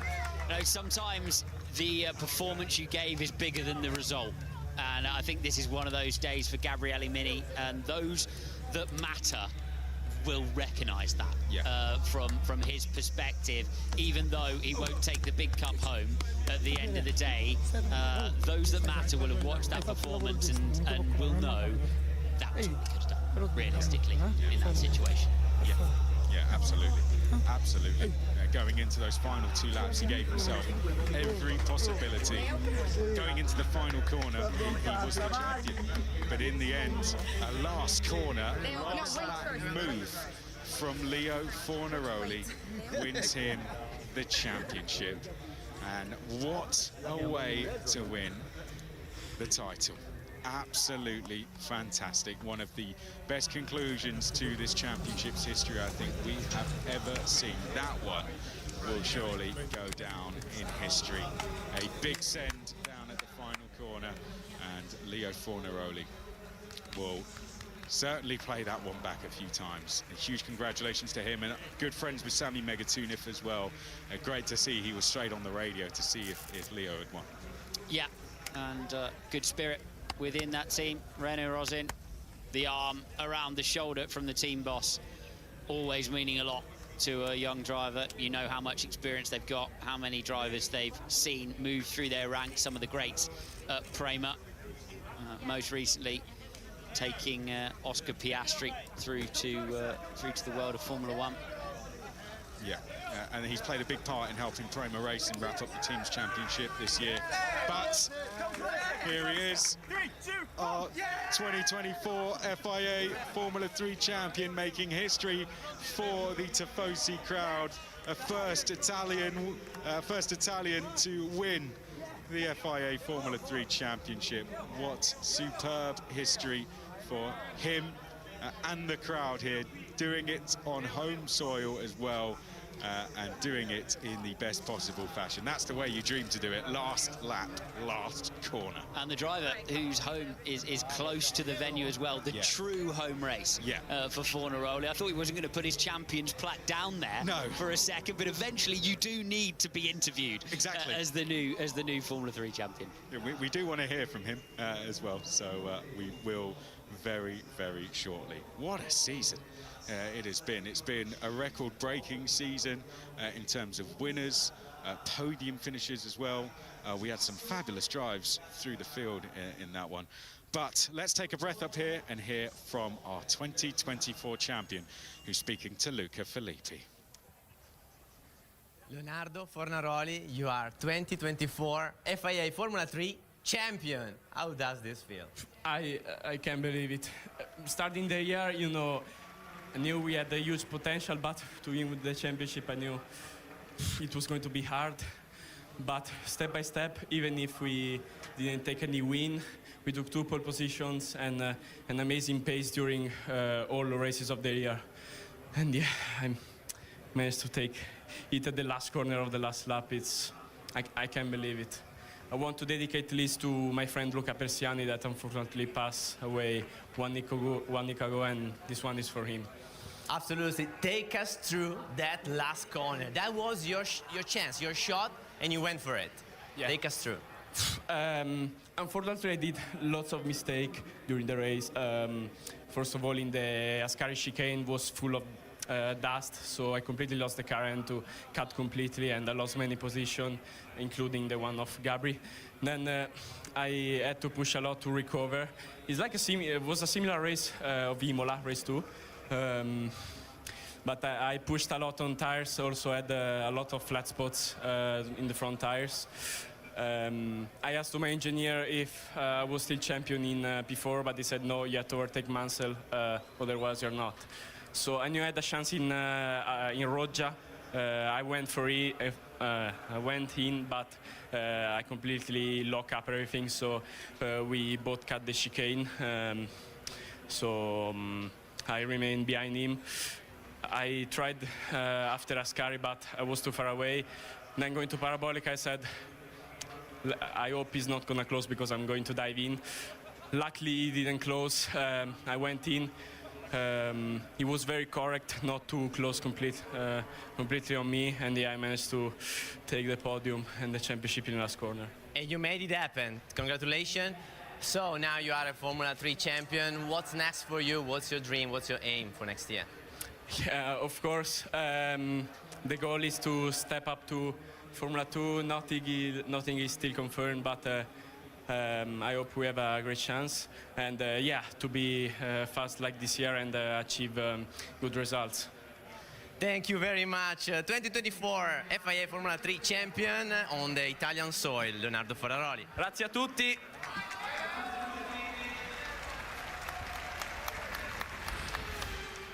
Great to hear from Leo Fornaroli, a lovely dedication to Luca Persiani as well. I know Leo would have worked with him a lot during his Iron Links days back in Formula 4, and he would have been very proud of his efforts.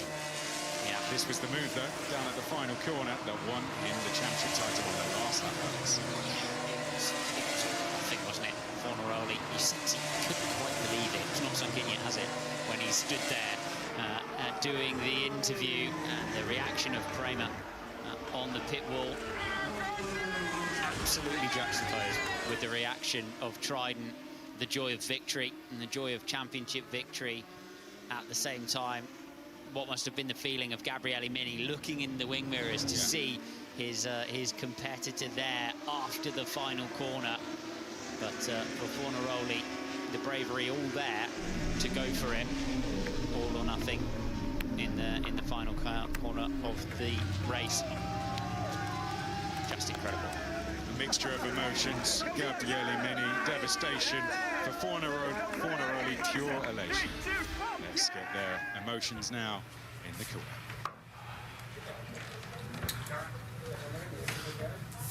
Mate, when I saw you losing the car in Ascari, mate, it was full of dust. I saw you, I saw that you entered very fast with the gravels. When you lost it, I was like, it's over. Me too. Where did you exit Ascari? What position after the mistake? Behind Mansell. So P5. Yeah. Good job.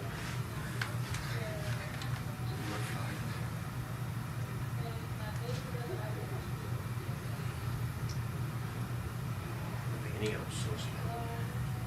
You had understeer, no? In the beginning? Oh my god. I saw you into Parabolica. You couldn't bring the car inside and keep it. Oh. The last lap.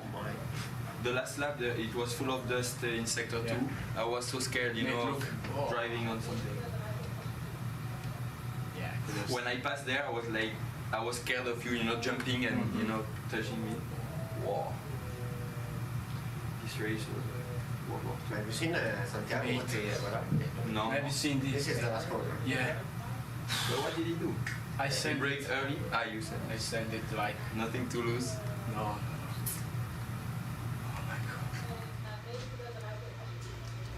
Huge emotions there, wasn't there, from the two Trident drivers in particular. I think Gabriele Mini still getting his thoughts together. I think you really do feel it, though. like it's 110%. You feel it. We are on a quick off to get to the MotoGP warm session after this. So, closing thoughts right now from Jess and Omi. Omi, what did you make of this race? Wow, it's been an amazing race. It's been an amazing season. Congratulations to Gabriele. Well, congratulations to Leonardo Fornaroli, but congratulations to Fornaroli to Mini as well on a absolutely brilliant season. He's shown his class and he'll get his chance in Formula 2. But Josh, thank you for having me on Formula 3 this year. Oh, Omi, it's been an absolute pleasure. Absolute pleasure. Jess, what about you as they come onto the podium here at Monza? I'll be very, very quick. The podium's about to start.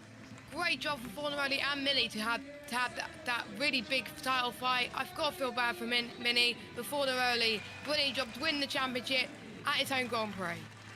Leonardo Fornaroli finishes in 3rd place in this one. Gabriel Mini in 2nd. Sammy Megatunif is your race winner. But it is all smiles for Trident. They will leave Monza with race win and championship as well. An amazing event. And now we will hear the French national anthem.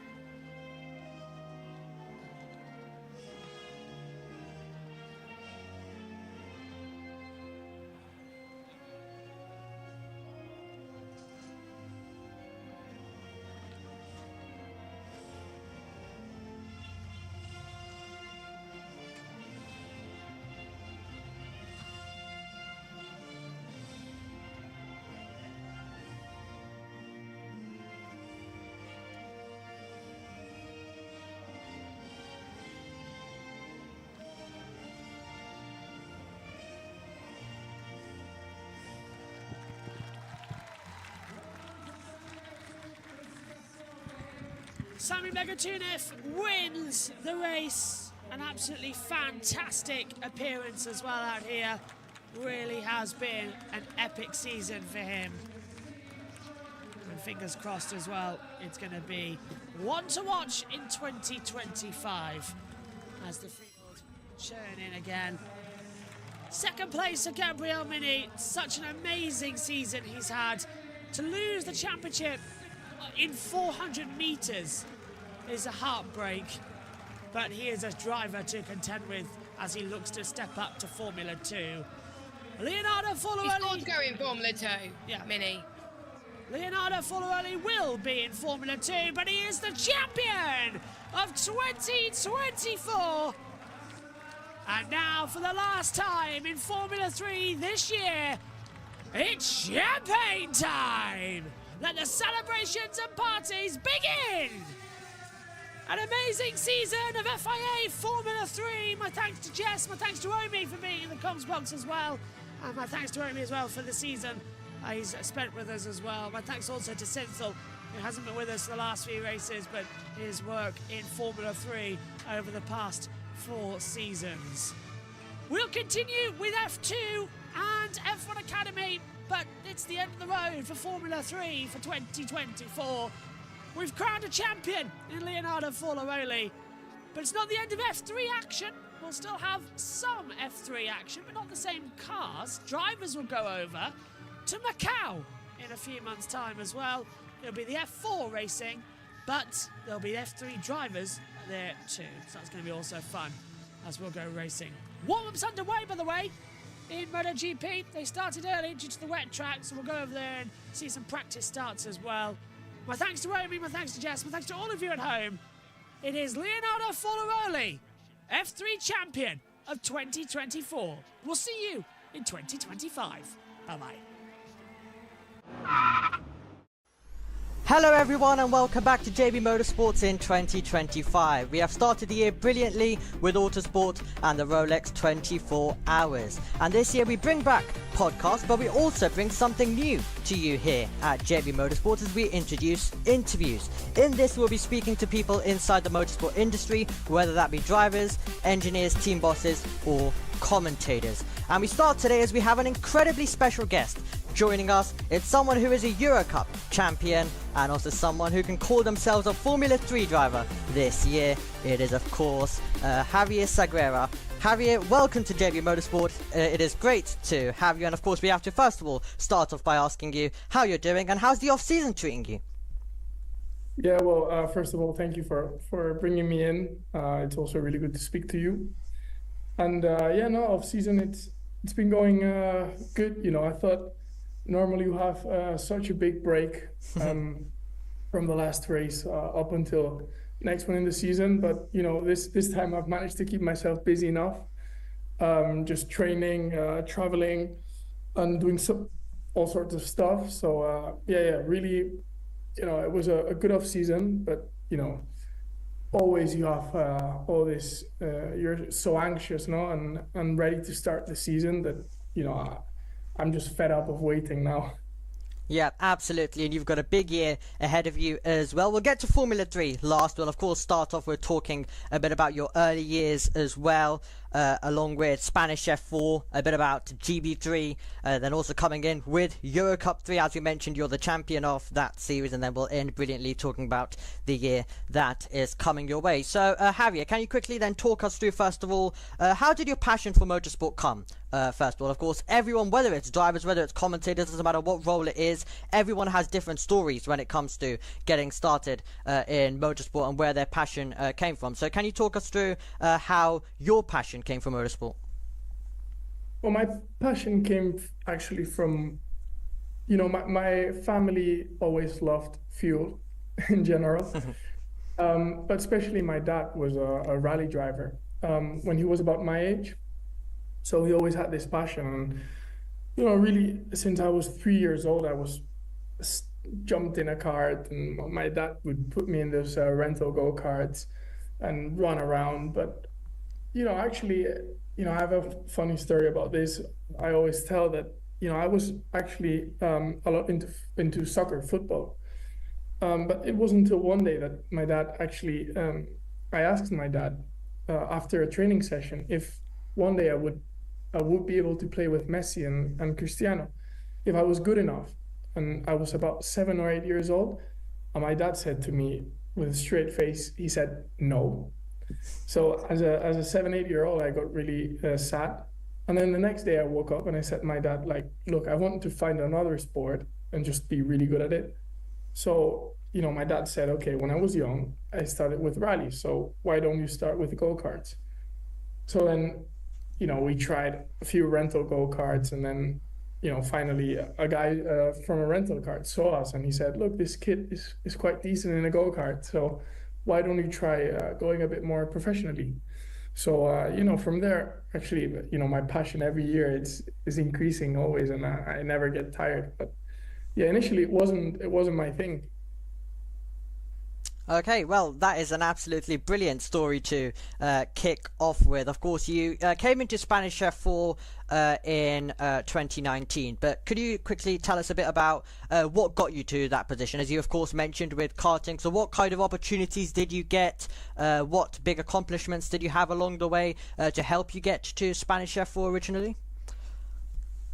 Well, you have, normally when you start, you have all this go-karting route, no? That you start when you're about, I started actually quite late to get in professionally, if you would say like that. So I started when I was about 10-ish.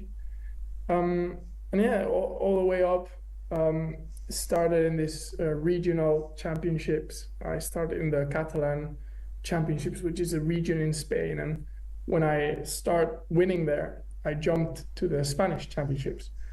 Then I started winning in the Spanish championship, so I jumped in the European and World Championships, representing my country. And from there on, I just spent a few years in go-karts. And, you know, I think when I was about 16, I then, you know, things were going really good in terms of my accomplishments in go-karts. I was, you know, quite recognized, especially in Spain. So I thought the natural step I had to do, because, you know, my dream is to race in Formula 1. So, you know, we asked, you know, what's the next step? And we got the opportunity and we got the support to start doing F4, and we went for it. So yeah, it was a long journey, about 5 to 6 years of go-karts and traveling around the world to doing this sport and in terms of go-karts. But then, when I was about 16, I then made the jump to F4. Absolutely. And when you did make the jump to F4, how was it like entering the paddock for the first time as well? Of course, when you first came in and entered that arena, how different was it? And how, of course, were you feeling when you first arrived there? Well, I always say it's such a different world. Like I arrived, just coming into the track, you're used to these small tracks that you're racing go-karts, and suddenly you arrive and you see all these big garages and boxes and all these trailers and trucks. So just arriving there, it's just so different. And again, it's a dream, especially when you're young and you spend all that time in go-karts, but you always kind of look up to those guys ahead of you, and suddenly, bit by bit, year by year, you see you're jumping into it. It's actually quite a proud moment and accomplishment, seeing that it looks so far away, but if you kind of take things step by step, race by race, you suddenly you see yourself up there without even realizing. So. Yeah, and what were you able to gather from the races that you had in Spanish F4? What things did you learn from that experience, which of course went on to help you in GB3 and everything you've done since? Well, it's where you have to go. It's this ladder that you have to step up, and I learned a lot, especially the step from a go-kart up to an F4 car is really big. It's like a whole other story. So it's again learning all the basics that some things you can apply from a go-kart to an F4, but really in terms of driving style whatsoever, it's so different. That it was a really good step for me just to get used to a car, actually. Especially the difference is the weight transfer. It's you're used to a go-kart that probably weighs about 100 kilos, and then suddenly you're put in a car that weighs 500, and it's so different. And again, it's all this power that you have. Suddenly you arrive to 200 and something kph instead of 100. So, but it's this ladder that you have to keep going on, and step by step, you have to be able to make F4 to then progress. Yeah, absolutely. Could you quickly explain to us as well how helpful can it be for a driver sticking in the same team for a second season, especially for junior series drivers? So how helpful is it to be remaining with the same outfit? Of course, the people. So how does that really help a driver when they know the people there, and of course have another season with the exact same team? Well, it's actually about what you said, and I haven't really stuck to a team for 2 years in a row, but this year I got the closest to it because with MP I did some races in 2023, and then I did some postseason testing for the next season, and then I did the whole season with them, and I it helps in a way because this year especially I've learned that teamwork makes dream work. And it's totally true. You need a team behind that. Especially what gives you being a few years with them is really to get to know all the people personally. It's super important to be able to know your mechanics, know your engineers. Don't speak only about racing, get to know them outside, because you build this trust and relationship, and then in the moments that really count, you have this whole team behind you that backs you and supports you when things are going not so well, and then they cheer for you when things are going right. So it's really important. But now I've learned it's not so much about sticking to the same team for 2 years, if you actually have the capacity to be open enough that you arrive to the team the first year, but you make that extra effort to get to know all the people, just be charming, be open to speaking with them. And I feel you can get this feeling and this bond in a year. It doesn't have to be multiple, but if it is multiple, because the situation is really good, the team is really good, and you feel really comfortable, it's even better, you know. Absolutely. And we're going to move on to GB3. But before we talk about your time in GB3, could you quickly explain to the viewers what GB3 actually is? We at JB Motorsports are actually covering GB3 this year as well on the channel. So could you quickly talk us through what GB3 actually is, how's the racing like, and what kind of viewers expect from the series?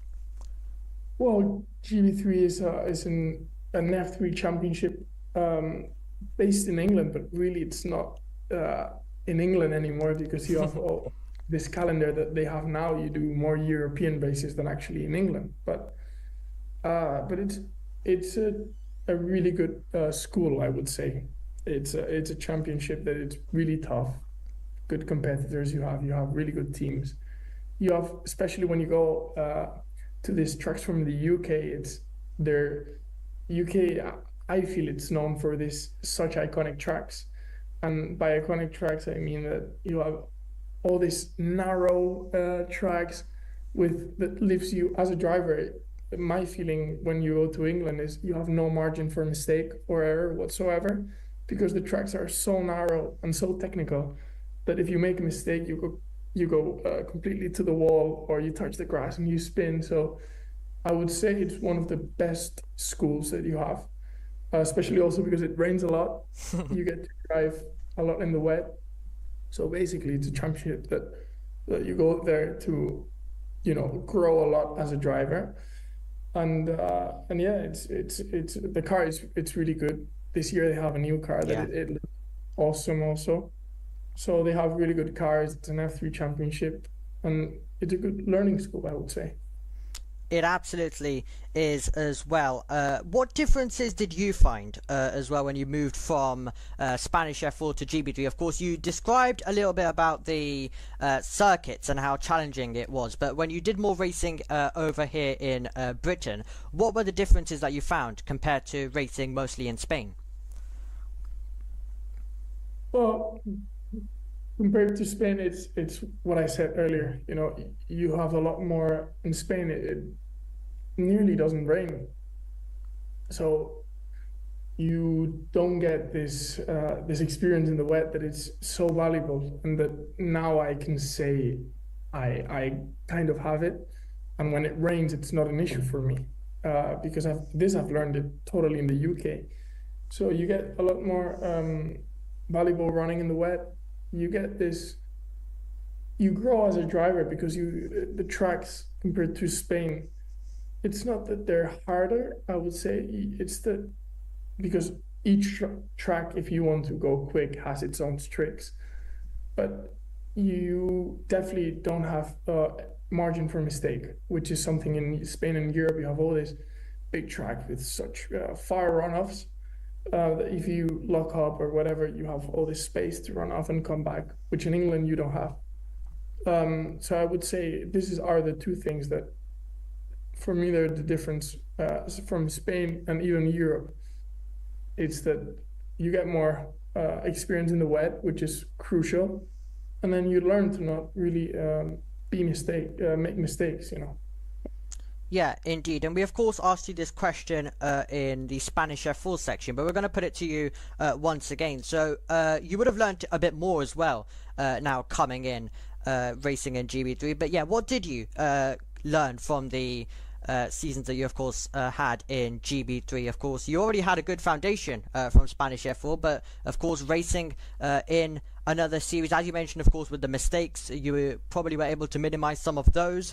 But what else were you able to learn and also add to your skill set when it comes to driving from the seasons you had in GB3? I will repeat myself a bit, but it's again what I told you. For me, each year you grow as a racing driver. You're more mature. You gain more experience.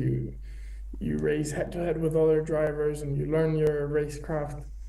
But for me, you know, what you learn in England, it's that you get more wet running than in Spain. That, you know, you race two times a year, and then, you know, you have a really good car that you learn to use a lot the downforce of the car and get confident with the car, because it's a really light car, I would say, the one they have in England. So it's a really good car to learn how to drive and refine your driving skills, I would say. But really what the difference that it makes from Spain is that you learn a lot more in the wet, and then you have to make less mistakes, because if not, you put it in the wall. But then, you know, even you go to Spain, you go to Europe, and for me, it's also a really good school. So there's the route that if you want to go to England, but then especially like if you go to the Euro Cup Championship, for me, it's probably in the same level. You know, we have 30 something drivers in some races, and, you know, you have this amazing car too that they've built in Euro Cup, and you have all these amazing tracks around Europe. So for me as a driver, the good thing is that you have so many routes that you can take before stepping into the FIA route. You have the GB3, but then same level championship, you have a Euro Cup, then you have this amazing championship in FRECA. So really you kind of learn about the same, just that in England you have this virtue that you can learn a lot more in the rain. Yeah, absolutely. And I love the point as well of so many different parts. Of course, we on the JB Motorsports Extra channel, as I've already mentioned, we are covering GB3, we're also covering FRECA, we're also covering Italian F4. There's quite a bit of routes and series that drivers can participate in. So it's really, really great to see how and where all of the different drivers come from, especially when they arrive in Formula 3 and also Formula 2, to see all of these different routes they've all taken to arrive in this same series. Now, you returned back after you returned back to GB3 just for a round as well last year in 2024. So what were the differences that the series had, if any differences? And of course, what was the feeling like when you arrived back? Did you notice anything that changed, or was it all just basically the same? Yeah, it really was about the same. It just changed the track that I raced in Hungary, in Budapest.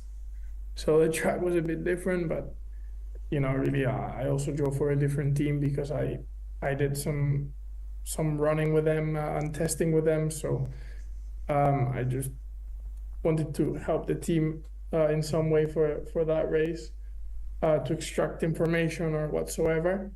But the championship, car was the same, everything was the same, really.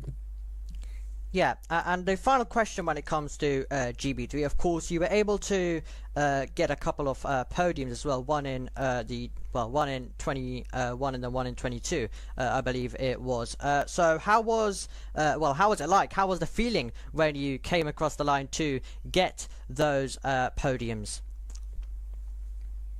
Well, getting a podium is always special.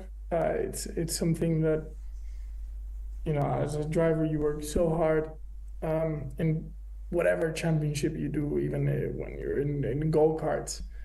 You work so hard as a racing driver. Every day you wake up, you train, you do sim work, you have to fight for sponsorships. And then when you get to racing, you've put and dedicated all this time. And I always say I could write a book of racing with all the bad things that had happened to me and probably to every driver. So, and from 100 things that go bad, then you have one that goes well, and, you know, it's that satisfaction of all the work you've put that you then know that, you know, it has been for something, you know, and that this work, suddenly you see that it finally comes to a podium, and as a result, and you say, okay, this hard work actually pays off in the end. So it's always a huge satisfaction to see to see that. And you know, again in GB3 or in Euro Cup or even in go-karts, it's a special feeling that you don't. There's a lot of drivers that, this I always say, there's a lot of drivers that when they win or they finish second or third, they don't celebrate. It's kind of, yeah, get my trophy and I go back. And I always remind myself, and I even tell some of those guys, like, why are you not happy, you know? Because you cannot take for granted these things, because you never know when this is going to end. So you never know when you're going to score your next podium or your next win. So for me, I enjoyed it as it was my last one. So this is something I always keep in my head, like, really, you have to enjoy this moment. Yeah, absolutely. And as you mentioned, loads of things can go wrong, but of course, you eventually do get that amazing moment. And we're going to move to a series that you did have and a really amazing moment when it came to last year. We're going to first of all start off in 2023 in Euro Cup. Now, the question here is, was it all amazing from the start? Did you really, were you happy with your performances originally when you came to Euro Cup 3, or did you think there was always ways to improve? Of course, for a driver, there is always ways to improve. But were you originally happy with how you were doing and how you started, of course, in Euro Cup 3, or do you think there was some missed opportunities? Well, look, I'm actually, if you don't mind, I'm going to focus on 2024. Fair enough. Because even in this 2024, I'm going to answer your question with, you know, even in this 2024 that, you know, I've actually, I did came on top in the end. There's been moments in this season that I was actually not even close to satisfied with my performance. Because as a racing driver, you always have this pressure, this doubts. You always want to be on top. And, you know, even looking as it was like a really successful season with 10 podiums, 4 wins. Actually, there were moments in that season, especially I won Spa, the first race of the year, which was a really a high for me, you know. But then after Spa, I had about 2 or 3 races. I had Red Bull Ring, I had Red Bull Ring and Portimao. I had 2 races especially that I couldn't get my head right, and I was about scoring some podiums, you know. In Austria, I scored a 2nd position, even in Portimao, but I had this poor qualifyings. I had some poor races, and you know, even during this season, I look back and I think, okay, I have a lot to learn from. And actually, with my engineers and team, especially Portimao and Austria, we went after these weekends, even though they were a bit successful in a way, thinking, you know, there's so much more to improve. If we really want to fight for this championship, we need to change a lot of things. Which from the outside, you may seem, okay, this guy is still leading the championship. He's the championship leader. But inside, we were actually quite afraid. Like, look, if we keep like this, we're not going to go well. And actually, from Portimao onwards, I kind of did a click in my head, a big change in terms of approach. That if you then see, and I worked it a lot, I had some really tough conversations. I can even tell you, you know, I've cried during this last season, crying because I was frustrated with myself, and even with my closest members of the team. But then onwards from Paul Ricard, it completely changed everything. And from there on, I didn't step down from the podium, you know, apart from one race that my teammate collided with me. I didn't step down from the podium, you know. It's such a big shift that I made, that mentally my team did help me. But in a way, if going back to your question, you do have a lot of highs and lows during a season. Probably from the outside, you kind of don't see it enough. But probably the first 3 races, or Spa, I take away. Then 2 races, I was really not happy with my performance at all. Okay, Javier. Now, you, of course, talked us through a few moments, of course, in that season where it was coming together, but at the same time, of course, it wasn't really coming together at different points. The highs and lows a driver goes through, but was there really a moment where you thought you could be a championship contender or possibly the champion? Of course, champion, maybe that might be a little bit too much, of course, considering the title fight that you were in at the time. But what were the thoughts? When did you really believe that you could possibly be the champion by the end of this season? Look, I think as a racing driver, you always have to believe that you can be the champion. Obviously, this always has to be backed by work, especially work, always. But I always had this mentality, and I always will, that every time I put my helmet on, I only think about winning. So for me, I always believed in myself that I could win this championship since day one. But it is true that you never really, you kind of live in a bubble, at least for me, that you never realize. For me, it was, you know, each race I was scoring points, scoring wins, scoring podium, but I took the championship with an approach that I would do race by race. Just let's rock up to a weekend, see how it goes. Depending how it goes, we go on to the next one. And like this, I just felt every weekend I was scoring good points, good podiums, good wins, and there were less and less races left.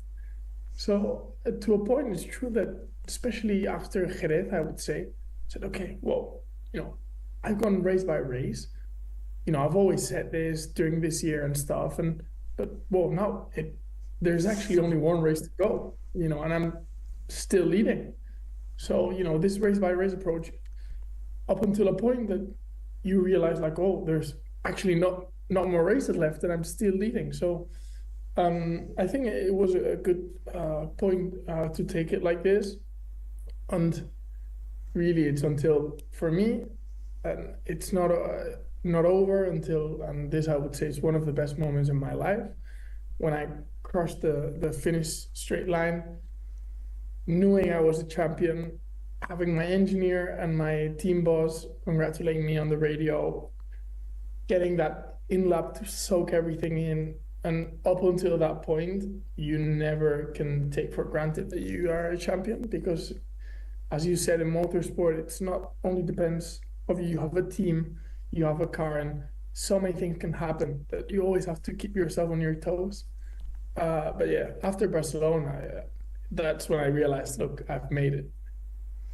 Nice. And yeah, I was about to actually ask you about, were you actually aware when you came across the line that you were actually champion, considering, of course, we didn't really find out on the broadcast, as everyone was still working out all of the rules and stuff as well. We didn't really find out till you parked the car up and got out of the car, and then we got to you spraying the champagne, it was, as well, and celebrating a lot.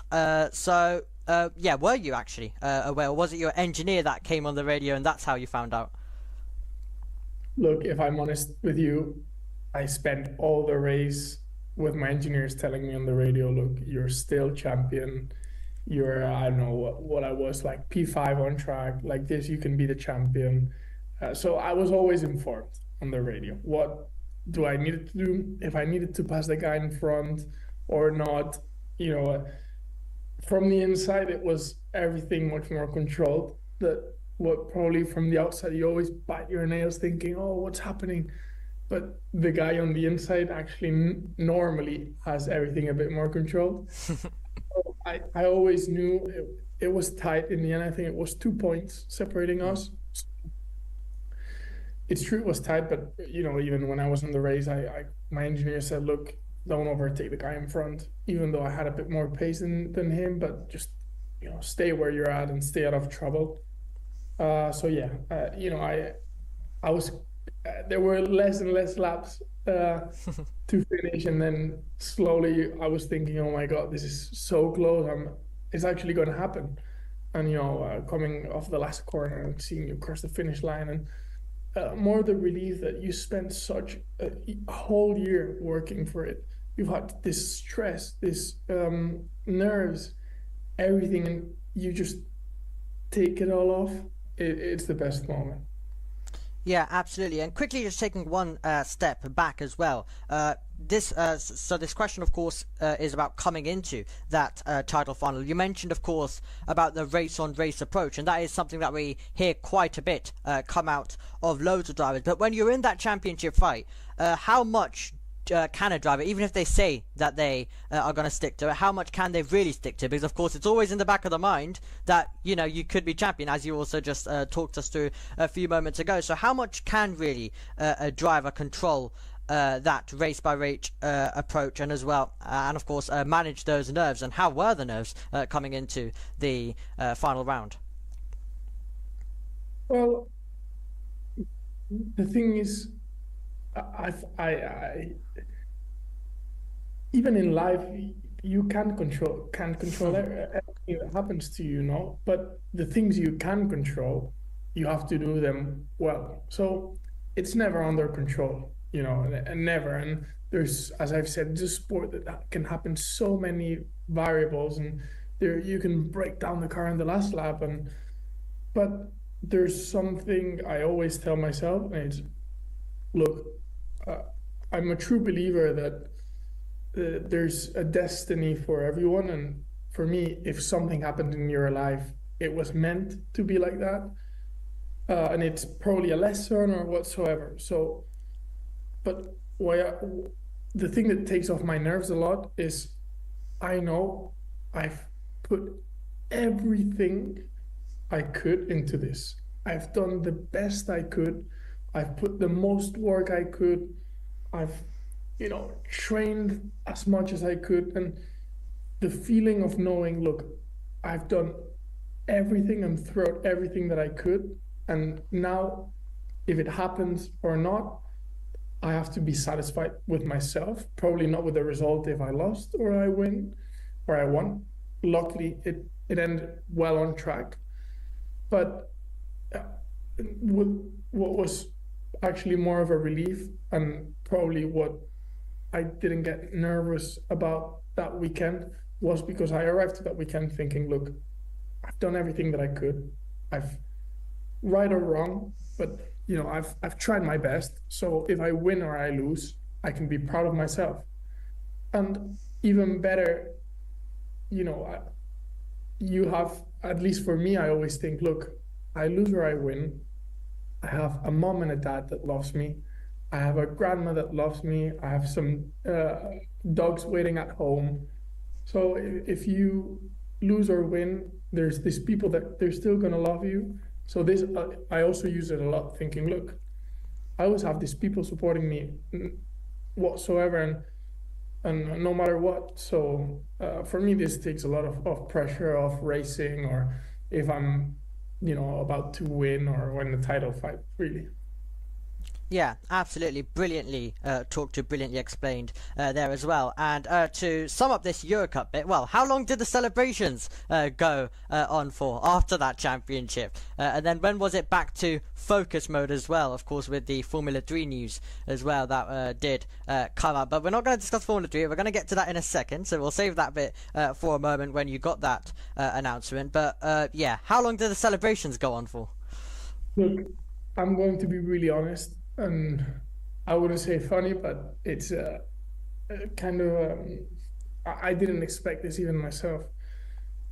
After the race, a lot of friends came to support me. And even a few months backwards, I was actually speaking with my dad, and I tell my dad, look, it's been such a long and consuming year that if I win and this finally, you know, finish this, I'm going to take a big break, just to relax, enjoy the things, do the things that I enjoy, and just relax a bit.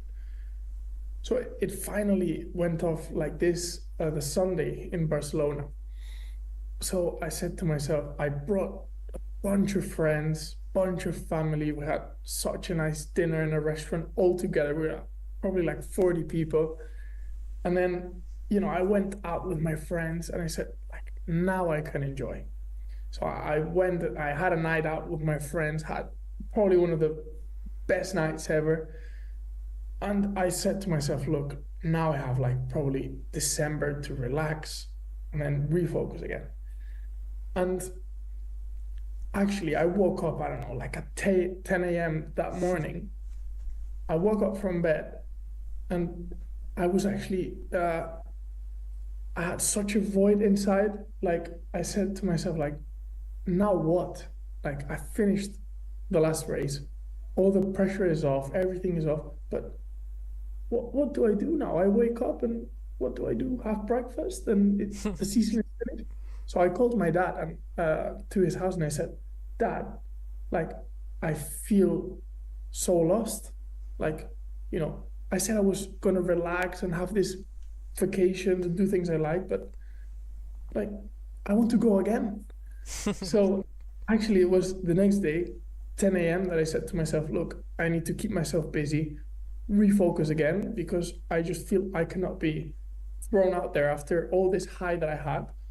And the next day, you know, say to myself, like, look, now I have all this time, because I've learned about myself that, you know, I actually enjoy the process of doing these things and enjoying day by day training, doing the racing. And when I'm off of that, I'm no one. So it didn't even last, I would say, less than 24 hours for sure, that I was back again at it, and happier than ever. And I didn't want any kind of resting or whatsoever. I just wanted to crack on again and just start training the next day. Yeah, absolutely. And right before we move on to Formula 3, I want to ask this question, just one question on the FRECA rounds you, of course, had in 2023. And mainly, of course, as you were a part of MP Motorsport that year, and of course we had the fatal accident for Delano earlier that year as well. So when you did come in near the end of that FRECA season, how was the team like? Of course, it would have not been easy. The whole motorsport paddock and everyone involved in motorsport was shocked, but of course you were a part of it. And so how was the team doing near the end? I can't imagine they would have been really enjoying that season after that moment at all, and they would have wanted it over immediately. And of course, but at the same time, they would have also been wanting to race for Delano. So of course, you were in there, and of course, some thoughts from you as well. How was it like in those final rounds with that in the back of your head, and of course, the team's head as well? Yeah, honestly, I don't want to speak about this a lot. I think the team is a great team. They're such strong and phenomenal people, and you know everyone has its own handling. But again, they're a really strong team. They did a great work, and I learned a lot from those two races. And probably on the back of those two races were helping in my progression to win the next year and with MP. So it was a great 2 races in period to adapt to the team, and then finally consolidate, do a good year this 2024. So yeah, it was really useful for me, and hopefully I and the team was really good to start building a relationship for 2024 onwards. Yeah, absolutely. And now, of course, moving on to Formula 3. So, well, when did you find out, Denise, that you were driving for AIX? Of course, you would have found out, you would have had contracts and everything going on way before it was announced, or possibly maybe just a few weeks, who knows. So yeah, when did you find out that this Formula 3 opportunity was possible with AIX? And what were you doing at that moment as well, when you found out or got that message or got that call? Well, there was some interest going on with the team back and forth, but I think I did quite a solid testing for the team. We were both really happy with the way of working and the speed we had whatsoever. So I think that really helped for the team to finally say, like, look, we're gonna sign this guy. Hopefully it was a good first impression. I thought it was.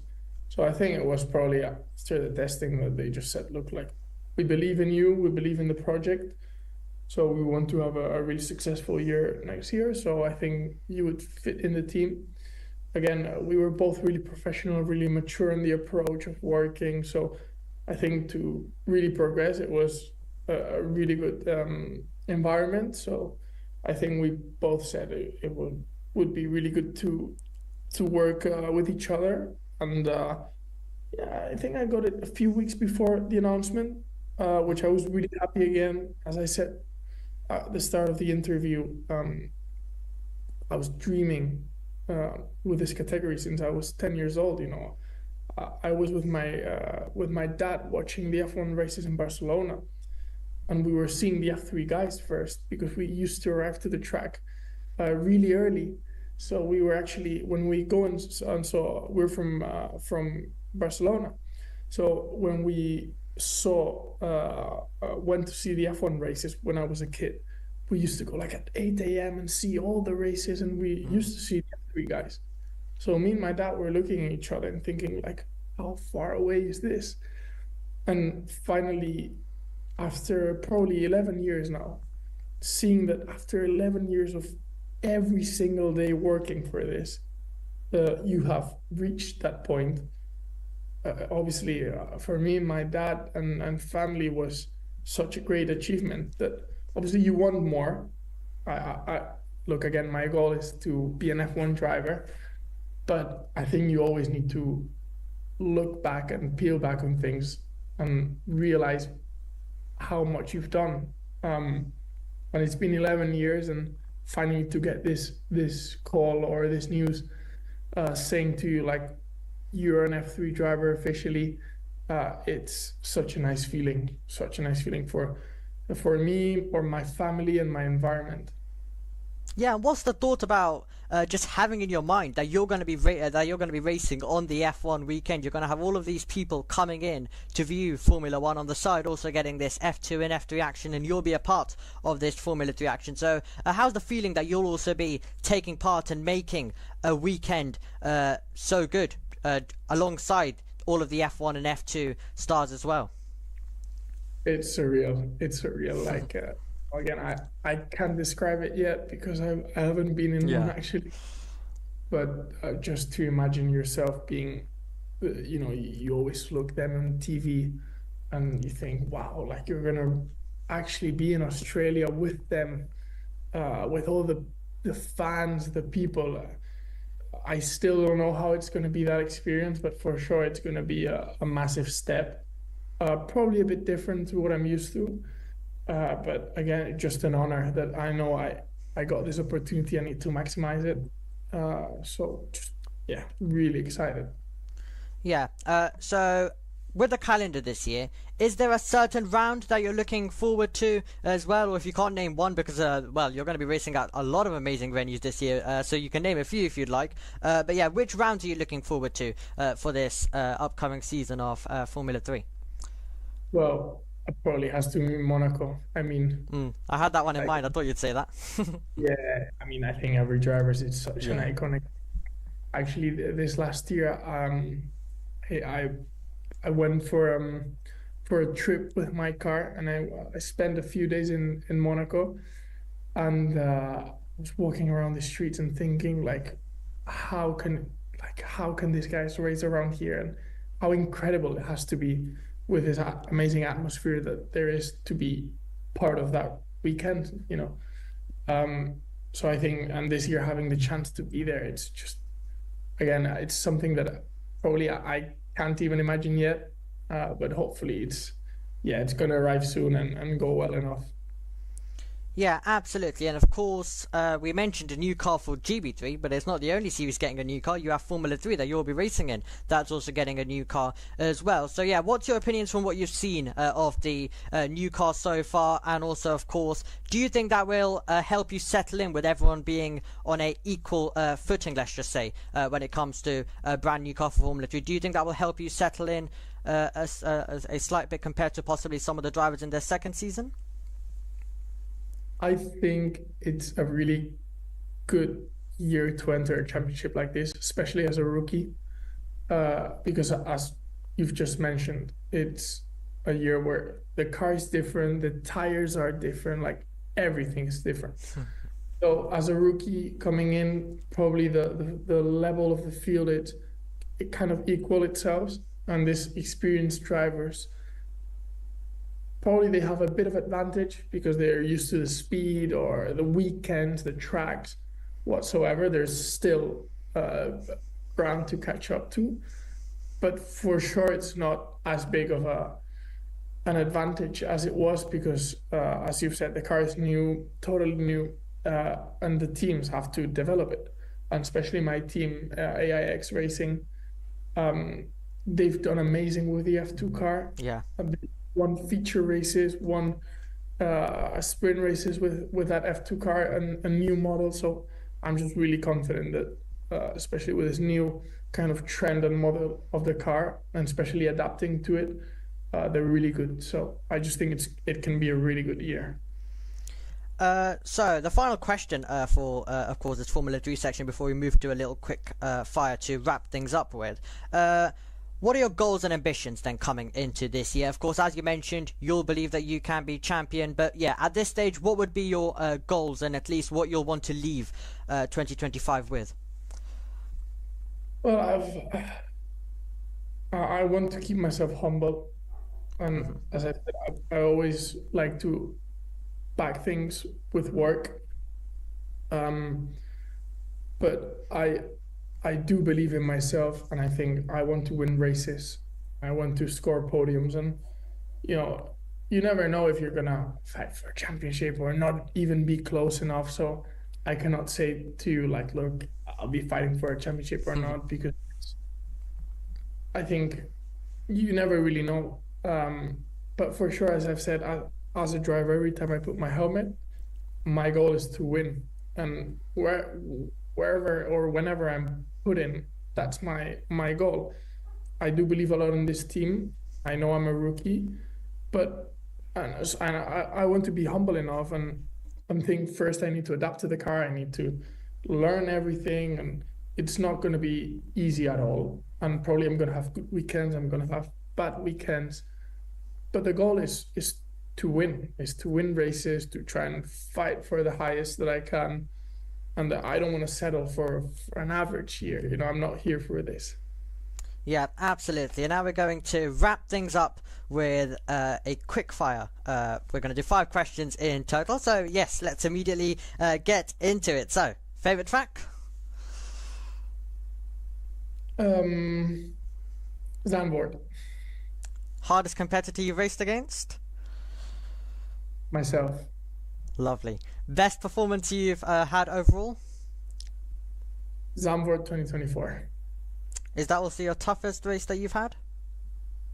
It was a race that it just poured rain, and I qualified first, a second quicker than anyone, and won both races in the dry. So probably a remarkable weekend. Craziest race you've been a part of?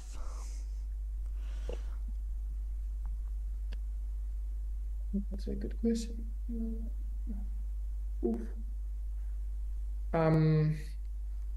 I would say Spa 2024. Okay, I did say 5, but however, I'll add one more, and it will be the shortest. It will be the shortest question that you've ever answered, and the easiest one as well. Should viewers watch Formula 3 this year? Yeah, of course. I think it's the most exciting category. If you want to see action and people close, it's actually so much more enjoying than watching an F1 race. Yeah. Yeah, absolutely. It's all going to be amazing. Cannot wait for it to begin. And Javier, before we end off, what are your final words for everyone who are going to be watching Formula 3 this year from yourself? Well, I think just to enjoy great racing. Hopefully, I myself can deliver good races and for people to watch. So yeah, just tune in to your channel also. Also, yeah, just have a great year for everyone, and yeah, just watch F3 races that for sure you're gonna enjoy. Yeah, absolutely. And if you'd like to keep an eye on how Javier does throughout this F3 season, we'll be streaming every single practice qualifying and the races as well, with live timings and commentary as usual, so you'll be able to keep an eye on how Javier does. Well, Javier, big thank you to yourself as well, along with Jamie, for making this possible. We'll put all these socials and links in the description as well. So a huge thank you goes to you, of course, you, Javier, for taking the time, along with, of course, Jamie, who's also been sitting here in the background. But yes, thank you for giving us a lot of your time, we have to say, and we wish you the best of luck this season in Formula 3. Yeah, well, thanks for you for having me here and let me talk about my career and personal things. So yeah, thanks for you for letting me this opportunity, and also good luck to you. An absolute pleasure. Thank you, Javier. Thank you, everyone, for joining us. Make sure you take a look at all of our socials, and we cannot wait to bring you this brand new season of Formula 3. Thank you, and goodbye. And welcome back live to JB Motorsports with 20 minutes to go here, the final day of Formula 3 testing. We're under a red flag at the moment as well, so we'll just wait and see what's going to happen next. Alongside me in the box again is Omi as well. We've both been keeping our eyes peeled across this test. Omi, final day, 20 minutes to fill, some footage to look at as well. What have you made of the opening test of this year? Well, the opening and only test of this year as well coming in. So 3 days with a wet day, of course, today as well. And well, would you like to first of all guess how many red flags we've had today? We've had more today than we have in all the other days combined. I know that for sure. Well, we've had 8 more than all of the other days. We've had 9 in total. What have they been doing out there? Well, it's been raining, I definitely know that. And I mean, you can already see on your screen right now, if you look at the timings, Lacorte stopped, Leon stopped. We've had multiple cars off. We've, well, we'll run through, of course, all of the red flags in detail as well, but it's all been crazy. Oh, we're getting back going. How exciting. Green flag, yes, brilliant. Well, you know, it's never knowingly underperforming, is it, to come into this? But yeah, so we've had red flags galore, and it's been full of, I assume, usual chaotic drama. Yeah, and we've also had some mechanical issues. So red flag 1 was caused by Ivan Dominguez stopping. Then red flag 2 was caused for 2 reasons. You had Charlie was stranded. You had Bruno Del Pino who went off. Red flag 3 was Sharp with a mechanical issue. He later on needed a new gearbox as well for some extra info. Red flag 4 was due to Zagazeta crashing at turn 9.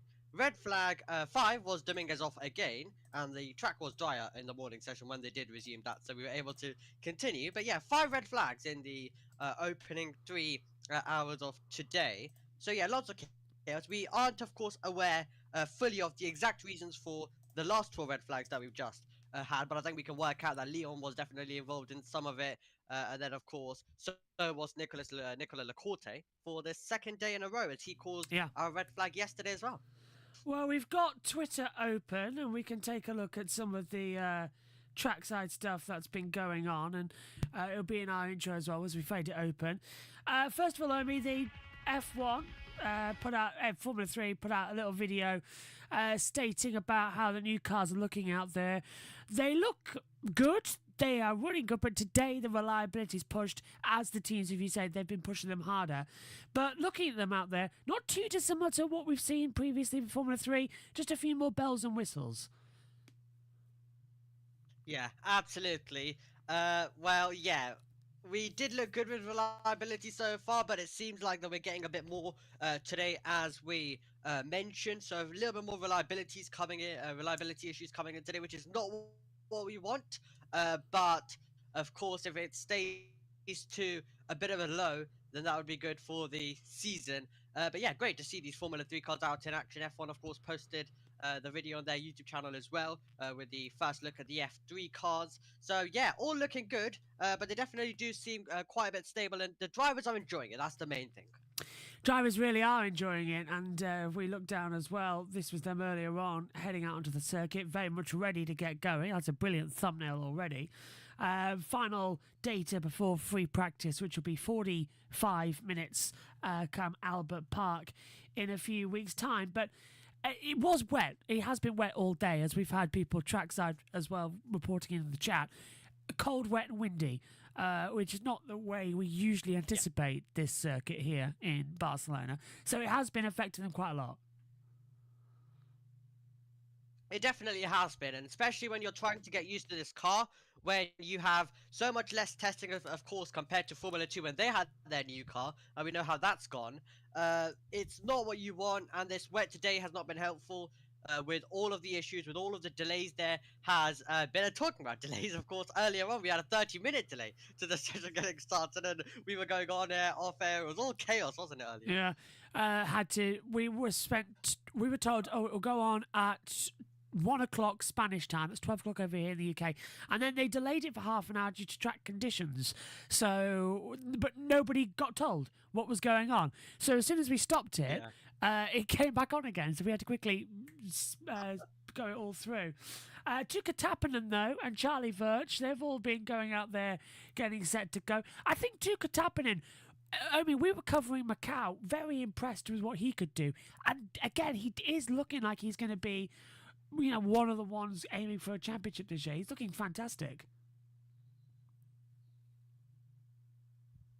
Yeah, Tuka Tappinen absolutely is as well, and I was also, of course, covering the FECA round last year at Monza as well, and he was strong in that. He was fighting for second place in the championship. So Tuka Tappinen definitely one to watch. Also part of the Ferrari Academy as Noah Stromstead now goes quickest as well. Right now coming in with the lap time, very active circuit, of course, with all of the limited running they've had today at times. But yeah, Tuka Tappinen really strong in FECA, strong by the looks of things here as well. So he's definitely going to be one to watch, and as I mentioned, backed by the Ferrari Academy. So definitely he'll be trying to push on through and trying to get to the title and move up to Formula 2.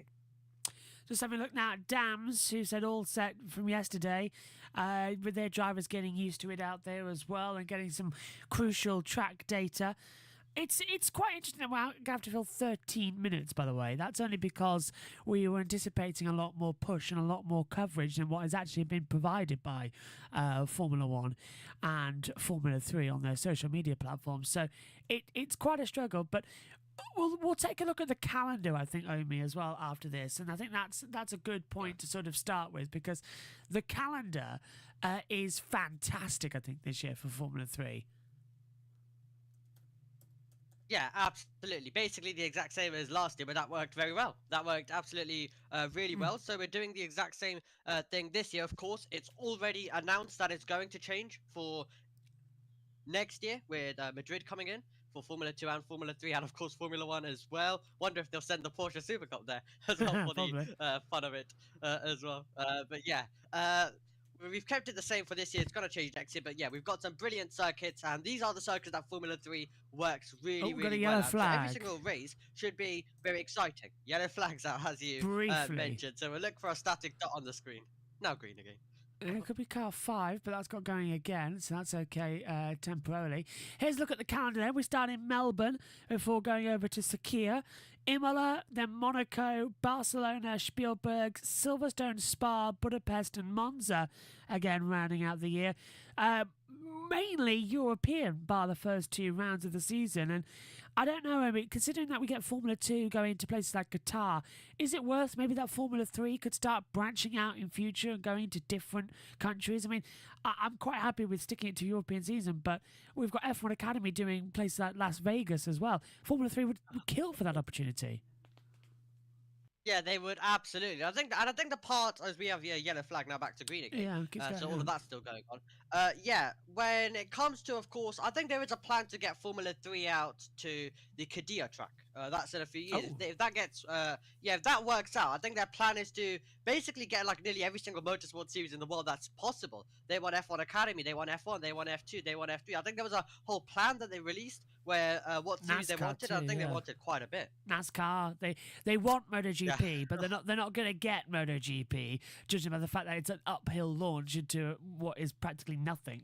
By the way, reminder that World Superbikes coverage will be on this channel. The delayed coverage of Practice will be premiering later on this evening from FP1, FP2. Basically, how it's going to work with Superbikes this year, Practice is delayed coverage, qualifying and the races themselves are live across the two channels. And this yellow and green keeps coming out at me as drivers begin to push hard. Yeah, they really are now beginning to push hard as well. It is really hard to judge sometimes as well because the transponders are all over the place. Usually with these testing cars all the time. We've had this every season where the transponders are all over the place. I think we possibly could have maybe 31. a slight issue coming in. Yeah, 31 off the road of Christian Ho. If that is Christian Ho in trouble, he's down in 29th at the moment, and that could bring out a red. It looks like, has his transponder got going? Can't tell from where they're all condensed up down there at turn 10 at Le Calax, which is that part of the track. Then we got turn 9, which is Campsa. Turn 1 is actually Elf, which I always found hilarious. How it's called as well, of course, with the massive fuel manufacturer over here in Spain. Less than 10 minutes to go then in this final day of F3 testing. Reminder, next week we've got FIA Formula 2 and their test session will be coming up, and we'll be bringing you coverage of that here on JB Motorsports. The final day though will be one long session as we are all covering the Formula 1 first day of pre-season testing, so we'll see how that's going to go around and who's free to cover that. I know Richie is around as well for most of the week. So Camaro at the top at the moment on a 142.611, fastest of all in the first sector. 16 is stationary, uphill at turn 4 at Repsol. So we'll keep an eye on that, brings out a yellow flag. I hope it's just transponders glitching. The 10's struggling in the last corner as well. But we don't usually have a driver tracker, of course, Omi. So this is very much unique to this circuit. We won't unfortunately get Alcamel when the season starts. We'll be back to our normal stuff, which I don't like. I like this one better. Yeah, absolutely. But at the same time, I think we'd be very confused when it comes to the season if we have so many transponders just going absolutely wild, Yes. like it is right now as well. But yes, Kamara at the top. You have the Formula Regional Champion, of course, at the front. You have the GB3 Champion in second at this stage as well. So yeah, Louis Sharp coming in, and he'll be looking to fight. John Bennett, of course, has got himself promoted straight up to F2, but he was actually the runner-up to Louis Sharp in that championship. But John Bennett, to be fair, did do very well in the F2, and of course we'll get more into F2 when we do actually get those testings, as Bielinski's going fastest through the first sector right now. So some time's actually starting to come through, which is nice. What is it? It's a 29.231. Looking out over. Yeah, no Leon stopped on the circuit. That's why we had a red flag beforehand, so he's still registered as stopped. Many other drivers struggling out there. Badoer coming through as well. In 16th place, son, of course, of Luca Badoer, you mentioned. I asked and you confirmed. Yes. That is a surprise. I feel old now. I remember when Luca Badoer debutised for Felipe Massa in those two races. Yellow flag out there again. Yeah, it's all going wild with the yellow flags as we try and work out who on earth has stopped on the circuit as well. 16 momentarily stopped, but now it's back going. Green flags out once again. Yeah, let's hope we can keep going all the way to the checkered flag, because they're all pushing as the track is getting drier and drier. They really are, and they're going to continue to keep pushing as well with this session the way it has to stand at the moment. I think F2 next weekend, same track, so it will be Alcamel timings once again, which makes it very much easier for us. We'll be taking you through the entirety of the season. I think with F2 what we'll do is we'll just do the whole days as live, and that way we can get a couple more races in, because it was a 28 race calendar last year. Of course, we've got to get those in. Yellow flag out again. This time it was at sector 3, car 6 running wide. It flashed up at turn 13 on our timing monitors ever so briefly, so we know where that one came from at least. But yeah, there we go, back to green. Yeah, absolutely, back to green. And yeah, I think to fit all the 28 races, we'll definitely need to do it in that way as well. As with Formula 3, we had 20. With Formula 2, we barely made it. 28 as well. Yeah, so we have lots more races to fit in. So yeah, I think we'll just bring the whole day as best as possible. And it makes it, of course, easier as well for day 3, where it clashes with F1. So you can actually stay there and you don't have to run around everywhere. Yeah, There's going to be a lot of fun actually as well with Formula 1 coming up next weekend. You can bring us all that coverage. Just a reminder, coming up this weekend, we've got, as I said, the World Superbikes, the Australian Grand Prix. Races will be live. So that's race 1. That's 5 a.m. tomorrow UK time. Race 2. Then we've got the Super Bowl race at 2 a.m. Sunday morning. And race 2 at 5 a.m. Sunday morning. And then we'll have our regular season throughout the year split between the main channel and JB Motorsports 2. Then we've also got the NASCAR Truck Series race from Atlanta. The Daytona race is going to premiere on Saturday morning, so you can take a look at all of what happened last weekend in Daytona. Atlanta Trucks will be live with NASCAR Radio, and then myself and Matthew Owens will be commentating on the NASCAR Xfinity race as well, and then you can join us on Sunday ready to go for the and Better Health 400 at Atlanta Motor Speedway for NASCAR as well. That's at Sunday at 7. We're on air for that British time as well. Omi, it's actually warm over here. It's 14 degrees with some breeze, but nice, and it's actually 15 degrees now as well, but with some nice air. I dare say it might be hotter here than it is in Barcelona. I'm going to have a look at Montmello. Absolutely. As Teofil goes quicker, so yeah, they're all pushing on. But it's been a wet day. The circuit's getting quicker and quicker now. That's why you're seeing all the times just go quicker and quicker at this stage. So yeah, well, Josh is on it right now, checking. Montmello is loading. It's literally, I can hold it to Omi. It's loading. There you go. It's 14 degrees. Oh, lovely. It's hotter in the UK than it is in Barcelona. Feels like 12. Wind at 6 miles per hour. Here in the UK, it's 15 degrees with 24 mile per hour winds. So technically we're worse there, but it feels like 7 degrees. So we're warmer. Ha-ha, yes. It's hotter here in the UK than it is in Barcelona. They should have gone testing only at Silverstone as the yellow flag comes out again. Yeah, absolutely. Should have gone testing here as well. Well, yeah, I did want to get to Barcelona for the test. I've got a mate going next week as well, going to the Formula 2 test it's so next easy. week as well. So yeah, I went. It's all fun. I wanted to go as well at some point. I went to Formula 1 testing there in 2019, and what was it? It was day 1 was hell. But day 2 was a bit better. Day 3 and 4 were absolutely fantastic as well. And Ted Kravitz made it a lot better as well, meeting him. But yeah, if we did testing now, it would be vastly different. For instance, we'd leave the commentators here doing what they usually do, and then I'll roll them up and down the pit lane with a microphone, not live, but so no footage. But then we'll have footage at the end of the day when we're trackside, because you're not allowed to film inside the paddock now in Formula 1. But if you're trackside, you can do whatever you like, but we get footage for testing anyway. But I wish they'd move it back to Barcelona and not Bahrain. It actually looks like, Omi, that Bahrain next weekend is going to be very cold with a few sandstorms compared to what it is in Barcelona, where it's going to be bright sunshine. So maybe they should have gone to Barcelona. Yeah, absolutely. I mean, I'm slightly biased because I'd like to actually go to these tests. So I think we want it slightly more near compared to Bahrain. But yeah. Yeah, actually, they should have just gone to Barcelona and kind of had this F3, F2, then F1 style thing as well. Maybe push the F3 back to last week and just get it all going. Every week there's something then for the next 3. So yeah, that would have been a bit more fun, and probably then you would have come up with some plans to get there. I would have. I don't know how, but it would have probably cost me around about 400 quid. So that's not too bad, is it? Airplane 200, hotel as well about 100. Yeah, it wouldn't have cost that much actually.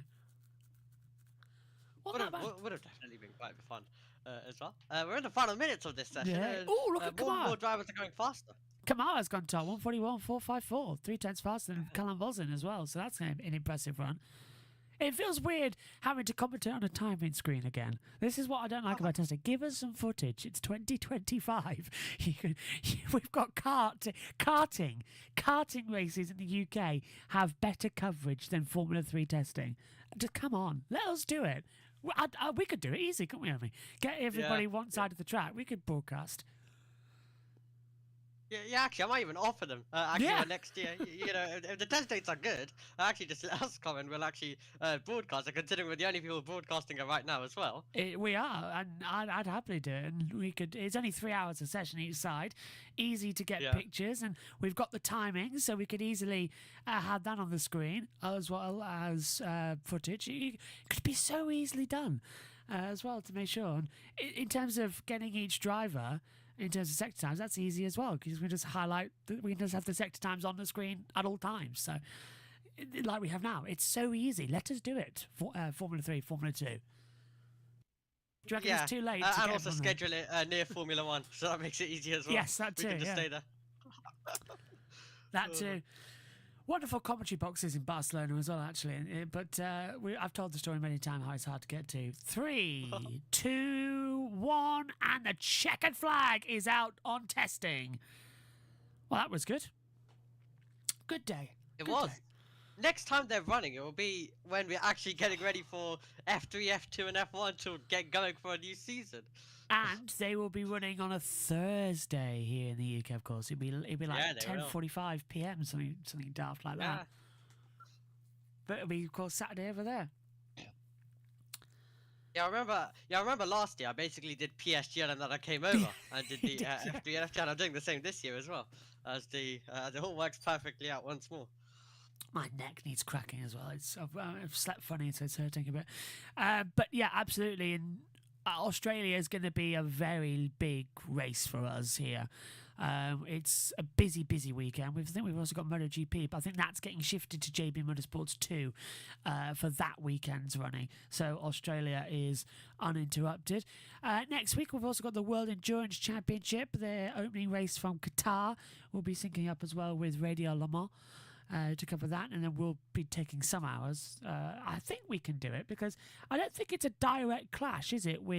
It is a direct clash in terms of it starts and ends before, but I don't think, as we've got a yellow flag down at 10:11, I don't think it's a all race clash. I think we've got time to come and do some, haven't we, from Qatar? Very daft of the FIA work, though. I think we've got some time, at least, to come and do some of the racing when it comes to Qatar, and it definitely would be quite great to do as well, as we've all wanted work, haven't we? We have wanted to do work. We all enjoy the endurances. Oh, also on the weekend of Australia is going to be Sebring. So Jax and Lambros will be back there as well. Yeah. We're just going to be busy this year. I'm excited for it. It's got to be quite a lot of fun, and I'm still assessing trackside options, seeing where on earth to get to, and which works the best.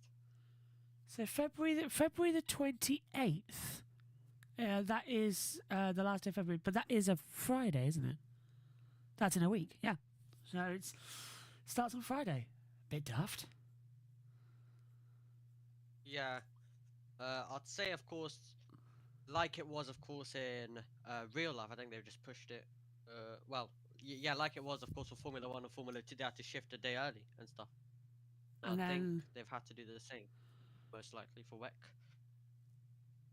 Luckily, I think as well we get to cover Imola, so that's a positive. But I know that I miss out on. I don't get to do Formula 1. That's in Canada. I miss some of that as well. Oh, yeah. I miss practice 3 and qualifying. So I'm fine with that. I get to the race, but I'll be looking very much shattered after that because of the 24 hours. Noel Leon has now dropped to last place with him, having stopped earlier on the circuit as well. But we have our final times from this test and a new top at the board in the final seconds as well. Omi, could you please take us through the final results from session 6? Yes, absolutely. As we come to an end of another session here in FIA Formula 3 and the final one. At the end of it, Callum Boysen ended quickest for Rodin Motorsport. Man, did they look quick, and they could be looking to try challenge Red Bull Jr. Tim Travanitz in second, and Rafael Kamara in third. Boya on his home circuit in fourth, into Privazak in fifth, Belinsky in sixth, Louis Sharp in seventh, Teofil Niles in eighth, We have Noah Stromstead and Martinez Stenshorn rounding out the top 10. Williams Jr. in 11th. That's Alessandro Giusti. Directly ahead of James Wharton. Tuka Tappinen in 13th. Ugo Gachukwu Macau winner is in P14. Gerard Shee is in 15th. Joshua Dufek in 16th. Brando Bedua, part of the McLaren Academy, in 17th. Then we have Charlie Wers in 18th. Santiago Ramos and Ivan Dominguez rounding out the top 20. Bruno Del Pino just outside that top 20. And then it's Matthias Zagazeta, who has had a few, who had crashed earlier on at turn number 9. Nicolas Solov in 23rd. And then we have Marin Nangli in 24th. Nicola Lacorte in 25th. And then Javier Segura in 26th. Lawrence Van Hoopen in 27th. Jonas Reed, still not confirmed, by the way, for a seat. He's the only driver who's out here testing. We'll get more news on that, whether he does get the seat or will it go to someone else. Then it's Noah Leon and Christian Ho ending the session in last. And there we go. All of the names that will be participating, or most of the names that will be participating in the proper Formula 3 season. But yeah, if they do not get Jonas Reed for Formula 3 this season at AIX, then the new guy, whoever comes in, will have some trouble not having had testing and going into just 45 minutes of Australia. That's always the way it's going to fly around. That's what we like to see, a bit of drama, a bit of chaos. Omi, final thoughts then from Barcelona as we venture into the season and Australia. What are you going to be looking forward to? Well, calm day 1, calm day 2, and then absolute chaos in day 3 with 9 red flags as well across the 6 hours of running there has been. Season opener is going to be unpredictable, it's going to be wild, and we're really heading into an unknown with these new cars, so really looking forward to it, and of course looking forward to how F2 testing goes as well. And this season really is hard to predict who will be the champion. 19 rookies coming in and 11 returnees, so everyone trying to be the champion. I think we could get one of the best seasons of Formula 3 taking place this year. Thank you, Omi. We'll see you in Australia and next week with Formula 1 testing. Formula 3 wraps up and we're all set then, as for some reason our video went off the screen there. Formula 3 wraps up then here from Barcelona. We'll be back with Formula 2 testing next week. And we'll see you when the season starts in Australia in a few weeks' time. Bye-bye.